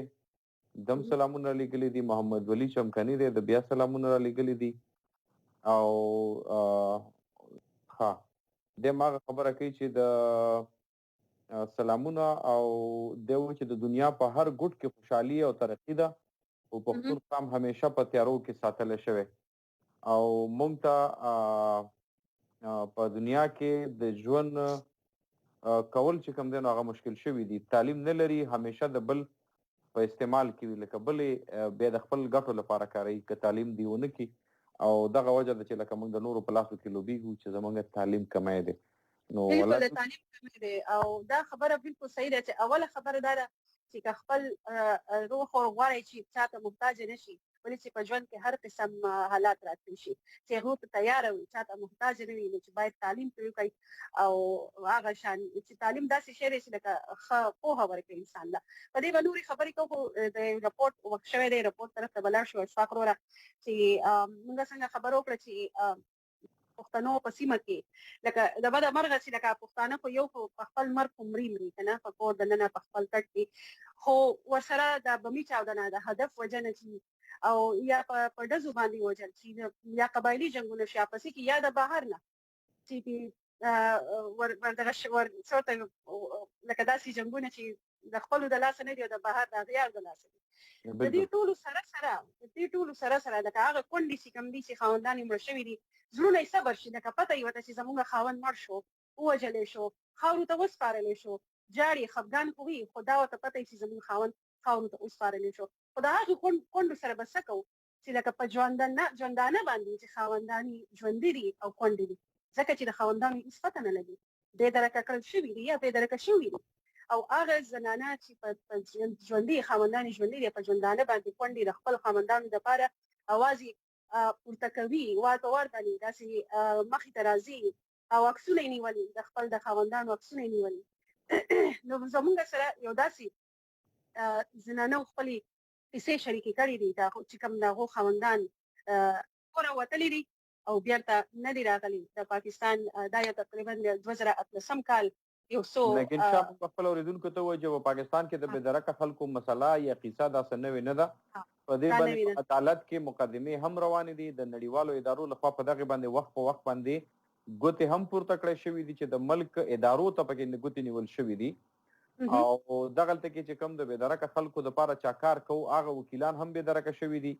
هغه خلک چې د بې درکه خلکو دپاره نه اواز پورته کړی دی نو هغې یا په هدفي وجنو کې وژل شوي یا بې درکه کړی شوي دي په دغه کې نږدې مثال چې کوم دی موږ سره دغه دی خټک صاحب دی چې کوم شپږ میاشتې وړاندې بې درکه کړی شوی دی تر اوسه پورې د هغه درک ونه لګېده او د هغې لورکۍ بچی چې کوم دی نو هغې هم لګیا د اوس لیکل کې د خپل بابا دپاره چې د بې درک ادریس خټک صاحب خبره کوو چې اوس هغه د هغه خلاف شپږو میاشتو خو پورې بې درکه و او اوس چې کوم دی دا خبره راغله چې د سیکرټ ایکټ لاندې په هغه باندې مقدمه چلیږي او د دې سیکرټ ایکټ په حوالې سره به خپل اوریدونکو ته وایي چې دا په کال 1923 کې د هندوستان په ځمکه باندې انګریز د هغه خلکو په خلاف جوړ کړی چې کوم خلکو به د انګریز د حکومت خلاف خبرې کولې نو هغې به په دې مقدمه باندې د رانیولو کوشش کوو په دې به رانیول او دغه ایکټ د هغه وخت نه جوړ دی نو اوس د پاکستان دننه هم د دغه ایکټ لاندې هغه پښتانه خلک چې د خپل بې درکه خلکو دپاره غږ پورته کړي هغه نیول کېږي نو په دغه کې ادریس خټک صاحب هم نیولی شوی دی نور دیخ په یا چې یو څو غږونه یو څو په ژوندانه چې خاوندان ورک دي هم د داسې کونډو کیسې به واورو بلکل این شب خیلو نه راغلو زما نوم کلثوم دی زما د خاوند دا پنځم کال دی د واده په درېیمه میاشت مې غیب شوی دی دا ماشومه ما ته اتې شوې ده زما د خاوند څوک هېڅ دغه نه کوي ولس والا نیولې غفار محمد علي ریاض دي نیولې دي د تاڼې رغیب کړی دی څه ګناه مونږ کړې ده اخر مونږ څه ګناه کړې ده مونږ له څه خبرې کوه داړه بیماره ماشومه نه دړه اپریشن والا مونږ زما هېڅ پس نشته ضروري له څوک زما دې ته خواست دی چې زما د خاوند نه پرېږدئ واړه واړه بچیم دي چې څوک راته څه وایي هغه ځای له منډې و دې جلسو کې مې ساخلو چې هر طرف ته ځو او راځو موږ وایي که چېرته زموږ الله پاک د خاوند را پیدا کړي نه ملاقات شته نه خبرې شته دی بس دا حکومت دی نو هر قسم لوبه کوي چې څه قسم لوبه به دوی کولی شي هېڅ سورانې هم د چا څه نه و نه هم دښمني شته دی نه وران ګرځېدلی دی په پته نه پوهېږو نو الله ته علم دی زما نوم افنان دی دا زما خاوند دی عبدالعزیز ول د امیر سلام موږ د جلسې سره تعلق لرو دا شپږ کاله وشو 2013 جنوري 25 کې دی لاپته شوی دی د جمعې ورځ وه سپهر 4 بجې وي تقریبا دی ما ډېرو لټولو پېښور های کورټ ته لاړم هر قسمه قانوني مدد زه دوی له غواړم اخبار کې مې ورکړو ما ورته ویل که دی ستاسو مجرم یې بېشکه سزا ورکوئ خو زموږ نه ماشومان دي واړه واړه زما 3 ماشومان دي زموږ ورسره تقریبا ملاقات کېږي کم از کم د دې خبرو هر څه باوجود هېڅ پته ونه لګېده 2 کاله مخکې ما ته د پېښور ډیفنس نه کال راغی هغې ورته تاسو افنان خبرې کوئ د عبدالعزیز وایف ما ورته لاوجي وایي ښه تاسو دعا کوئ انشاءالله مونږ دې کوشش کوو چې در پرېږدو د دې خبرې م 2 کاله وشو اوس په اسلام آباد کمیشن کې کیس چلی نو هغوی ما ته د رمضان المبارک نه چې کوم تېر شوی دی 1 هفته وړاندې مبارکي راکړه د ده د بېګناهۍ ویل چې مونږ به کوشش کوو تا ته د دې ځای وښیو خو چې 4-5 میاشتې وروستو تاریخ راشي دوی دغه بېګناهۍ ریپیټ کړي زموږ دا دونه 10 سال مونږ انتظار وکړو نیم کال او دوی مونږ ته صرف دا خبره ریپیټ کړي چې دی بېګناه دی تاسو ته چې هرې بېرته دا خبر راشي تاسو خو به کور کې کله خوشحالېږي څنګه حالي بیا اول ډېره خوشحاله شوم بیا 6 میاشتې ما ډېر په انتظار تېر کړي چې ملاقات به مې ورسره وشي خو په الله یقین وکړه چې سترګې مې راوځي د یعقوب علیه السلام غم دی که نه چې هغه قرآن کې الله فرمایي چې یا اسفه علی یوسف های د یوسف غمه موږ هم د یعقوب علیه السلام په شان غمجن یو موږ هم خپل یوسف غواړو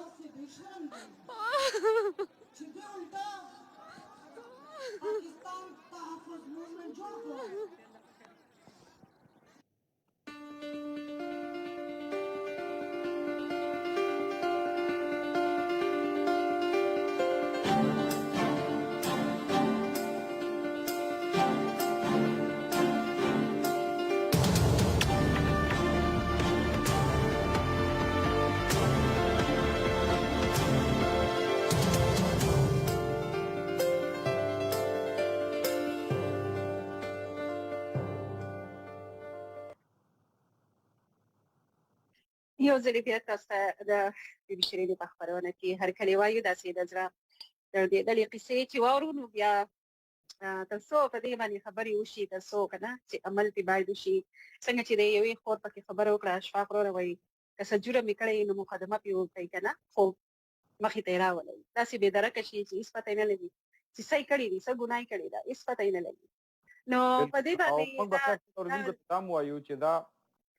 غږونه منګه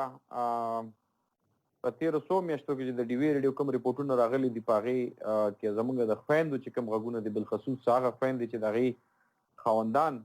بېدرکه دي د هغې غږونه دي موږ هغه راغونډ کړي وو تاسو ته وړاندې کړ او دغه شان د دې نه مخکې چې د عارف وزیر په هکله باندې کوم ریپورټ و نو هغه هم د عارف وزیر چې کله شهید کړی شو نو د هغې وخت دغه ریپورټ و چې موږ خپل اورېدونکو ته وړاندې کړو یعنې دغه هم د تېر وخت یو رپورټ و موږ سره پیغامونه راغلي دي تاریخ شادي خیل صاحب دی د میاوالي نه نګین کې ستاسو خوښې دا رپورټ پیغام به وړاندې کړو او تاریخ شادي خیل صاحب په هکله باندې به تاسو ته ما مخکې هم ویلي چې لکه دی اوس پښتو زده کوي په خپله کورنۍ کې هم د پښتو زده کولو یا د هغې ته رښودلو چې کوم دی نو د ویلو هغې یو سخت خپل رولز کور کې جوړ کړي دي بقول د تاریخ شادي خیل صاحب او دی وایي چې زما کښلی ورور اشفاق سر او بیوټیفل میډم خور نګین سا سلامونه نګین سلامونه او دی وایي چې سمندار سړی ته غوسه تاریکیږي او لیکن خبرو کې لاس پاو استعمال بالکل نه کوي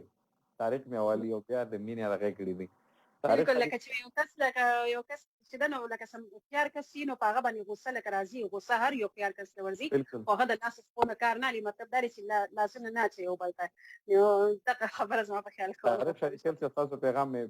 دغه کوم سی او کې لیکلی دی نو ډېره مننه ستاسې او بیا نور پیغامونه دي نو که تاسې وایي نګین کني زه به وم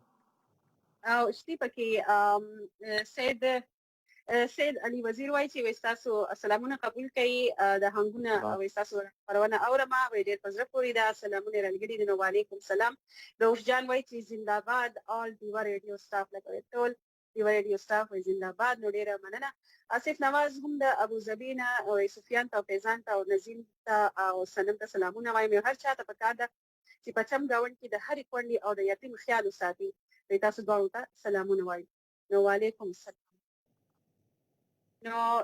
زموږ سره یو د پیغامونه به بالکل وایو یو ورکه شان خپل خسته نظم دی او پویم دی یا شاعري ده چې زمونږ همکاري نهید سحر ویلي ده او ډېر زبردست ده. وختي ما اورېدله او ډېره په زړه پورې هغې لیکلي هم ده که نه؟ بالکل شاعري ده د هغې لیک دی. بالکل د هغې لیک دی. مې چې زه کنفرم کړم نو د هغې لیکلي هم ده بیا هغې لوستلي هم ده او ډېره زیاته په زړه پورې شاعري ده. نهید سحر په غږ کې هم د نهید سحر لیک هم دی. نو دا به واورو وبه یې ګورو او هغې نه پسه بیا راسو. سوشل انیمل دا زما د نظم عنوان دی. کله کله په دې فکر مې مازغه داسې ګنګه شي چې انسان یو ځناور دی. نه زه دا نه منمه چې انسان یو ځناور دی. د اشرف په مخلوقاتو چې د خور په کائناتو پاک کلام د رب آیین دی. دغه لیک پکې ښه سپین دی چې انسان د خدای نایب دی، لارښودونکی دی، راهب دی، د سره د علم نور دی، خدای ورکړی ډېر شعور دی. نو دا خلک ولې وایي چې انسان یو ځناور دی؟ ما خپل دې سوال دپاره په هر چا نظر ساتلو چې انسان څنګه ځناور شي، انسانیت نه څنګه بهر شي. د خپل سوال په دې تکل کې د ژوندون په دې یرغل کې په یو ښځه مې نظر شو چې مې وا د زړه بسر شو.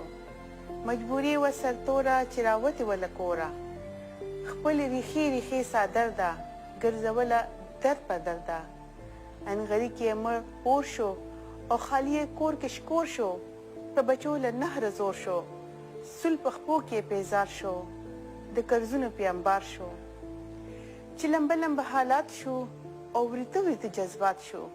نو د کوره را بهر شوه، ګل ځواني یې در په در شوه. دا په حسن شهزادګۍ وه چې په کور کې ازمری وه، خو د جون په بیابان کې یو زړهوتې شانوسی وه. د بندیانو دې ځنګل ته چې راووته یوازې، هر انسان ورته لیوه شو، هر خوا خولې شي ورته وازې. چا ویل ګلو غوټۍ ده، چا ویل څه ښکلې جینۍ ده، چا ویل زما جانان دی، چا ویل زما درمان دی. تورا تور تیشه چاپیره د هوس نه ډکې سترګې، وږي وږي نظرونه، بس لیوه لیوه انسان شو. د شرف معنه شوه ورکه، د شعور سترګې ړندې شوې، لاړې لاړې یې بس خولې شوې. عبادت یې لاړو لاړو د شیطان ټولې جذبې شوې، چې د سپو خوی او خصلت شو، خود پامال انسانیت شو. زما سوال چې مهمه وه پکې پټ عالمیه وه.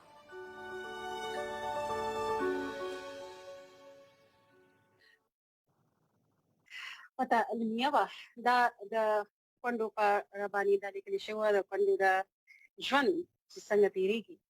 او د کومو ستونزو سره مخ کېږي او څنګه هغو احساسات لري. لکه یو خاوند یي د چا که نه هغه بل شانتي یو احساسات وي، که د کوره بهر وځي، د چا کره ځي، که سودا له ځي، هغه پته ورته چې زما خاوند شته دی، یو ډاډ په دې زړه کې لري که نه. خو چې بیا هغه خاوند نه وي، هغه ډاډ د زړه نه لرې شي چې لکه زما څوک نشته، یا زما په سر باندې هغه څادر چې ویل کېږي چې خاوند د سر څادر وي هغه نه وي، نو بیا هغه شانتي احساسات هم په زړه کې نه وي، هغه شانتي فکر چې نو هغه بدل شي. بیا بهر ته تګ کې هغه پریشاني څنګه چې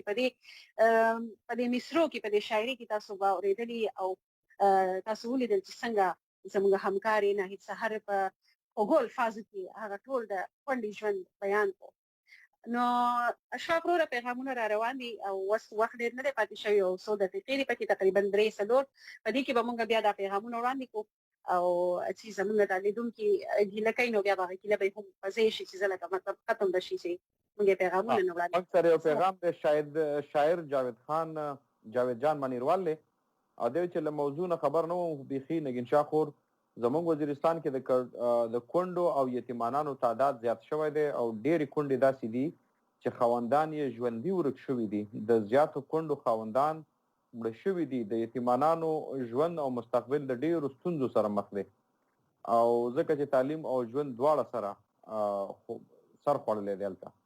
مطلب هغه حالات چې کوم هغې ته جوړ دي نو هغه ډېر زیات دغه دي. بیا حمزه پښتون وایي زه حمزه در سره یم UAE نه عرب اماراتو نه دی. سلامونه اشفاق صاحب تا ته او ننګین خور ته. اشفاق وروره پښتانه اتفاق نه لري له دې وجې داسې بیخي د پښتنو سره ښه بس الله تعالی پاک دې اتفاق نصیب کړي د ټولو پښتنو. پیغام یې داسې دی چې علیا جان هم ډېر ښایسته پیغام رالیږلی د کینیډا نه. علیا جان وایي سلامونه یې رالیږلي دي. نو وعلیکم سلام علیا خورې. په پاکستان کې د پښتنو سره ډېر ناروا سلوک کېږي. بې ګناه پښتانه وژلې کېږي، بې درکه کېږي. ډېرې خویندې خپل وروڼو، میندې، زامنو او مېرمنو خاوندانو ته په کلونو سترګې په لار دي، خو د مړي ژوندي هېڅ پته نه لګي. ادریس خټک صاحب هم دوی بې درکه کړی دی. د بده مرغه په پاکستان کې هیومن رایټس د نش برابر دی. مننه. دا علیا جان چې په کینیډا کې ژوند کوي او کله ناکله خپل نظر زموږ سره شریکوي. ډېره مننه. ډېر ښایسته پیغام مو راولېږو. په یو وړوکي پیغام کې مو ټول هر سره لکه بیان کړل. نور پیغامونه شته. محمد ولی چمکني هم پیغام رالیږلی دی. اشفاق وایي چې پښتون قوم همیشه په وینو رنګ دی. افسوس دی چې د پښتون قوم اتفاق نه لري. زموږ مشرانو همیشه مونږ چې دی هرټ کړي یو، لکه مونږ تکلیف راکړی. یو د دوی پیسو لالچ کې د دنیا جنګ پښتون قوم په سر اخیستی دی. ټول عمر مونږ خویندې او میندې جړولې دي. روز خان چمکني هم سلامونه رالیږلي د قطر نه او وایي زموږ پښتون سره ظلم کېږي.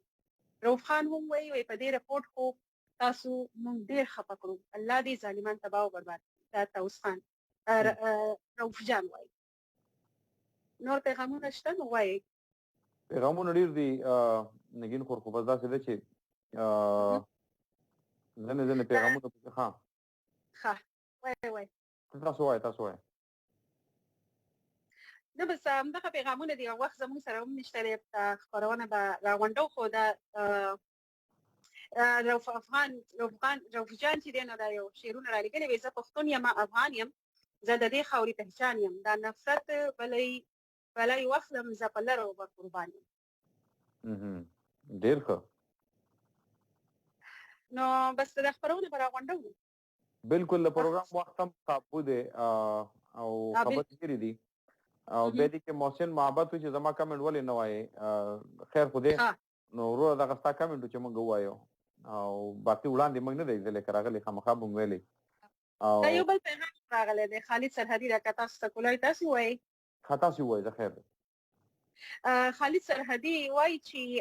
ډېر ښه پروګرام به راوړي. یو داسې پروګرام جوړ کړي چې د مسافرو چې زموږ پښتانه د جنګ له امله اروپا ته مسافر شوي، څوک اوبو کې ډوب شوي، څوک زندانانو کې، څوک تر اوسه بې درکه دي، نه مړې معلومیږي نه ژوندی، مورګان یې خپل بچو ته په تمه دي. داسې غږ را سره بدرګه کړئ چې نن زموږ مورکۍ خپل زوی ژاړي کاله. دا پیغام ورېږه ښه خپل زوی زړې کاله اروپا لاره بې درکه شوی دی. دا څه لیکلي دا ټکي باندې زه پوه نه شوم او ما ته په ژړا راته وویل ترکیه بې درکه کړی دی. ترکیه پولیسو سره پوښتنه مې وکړه، پیدا نه شو. زموږ سره دا کس رجسټر نه دی، بې خبر یو. د دې کس ډېر داسې پښتانه بې درکه دي. د 2014 نه تر 2020 پورې زیات مسافر هم بې درکه شوي دي. وایي چې په دې باندې هم یو خپرونه وکړئ. صحیح. موږ کوشش وکړو چې دغسې یو کوم موضوع هم مخې ته راشي زموږ په هغې باندې خبرې وکړو او نګین زموږ د پروګرام وخت هم پای ته رسیږي. زموږ د دې خبرو د دې پروګرام د موضوع انتخاب کولو مقصد هم دا و چې د چا هم په چم ګاونډ کې دغه کونډې دي، یتیمانان دي، نو د هغې په سر باندې لاس کېدی او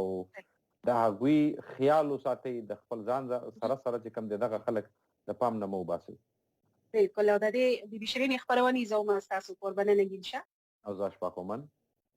د خپل پروډیوسر عدنان رشید سره ستاسو غواړو اجازه ته. الله پامان. الله پامان.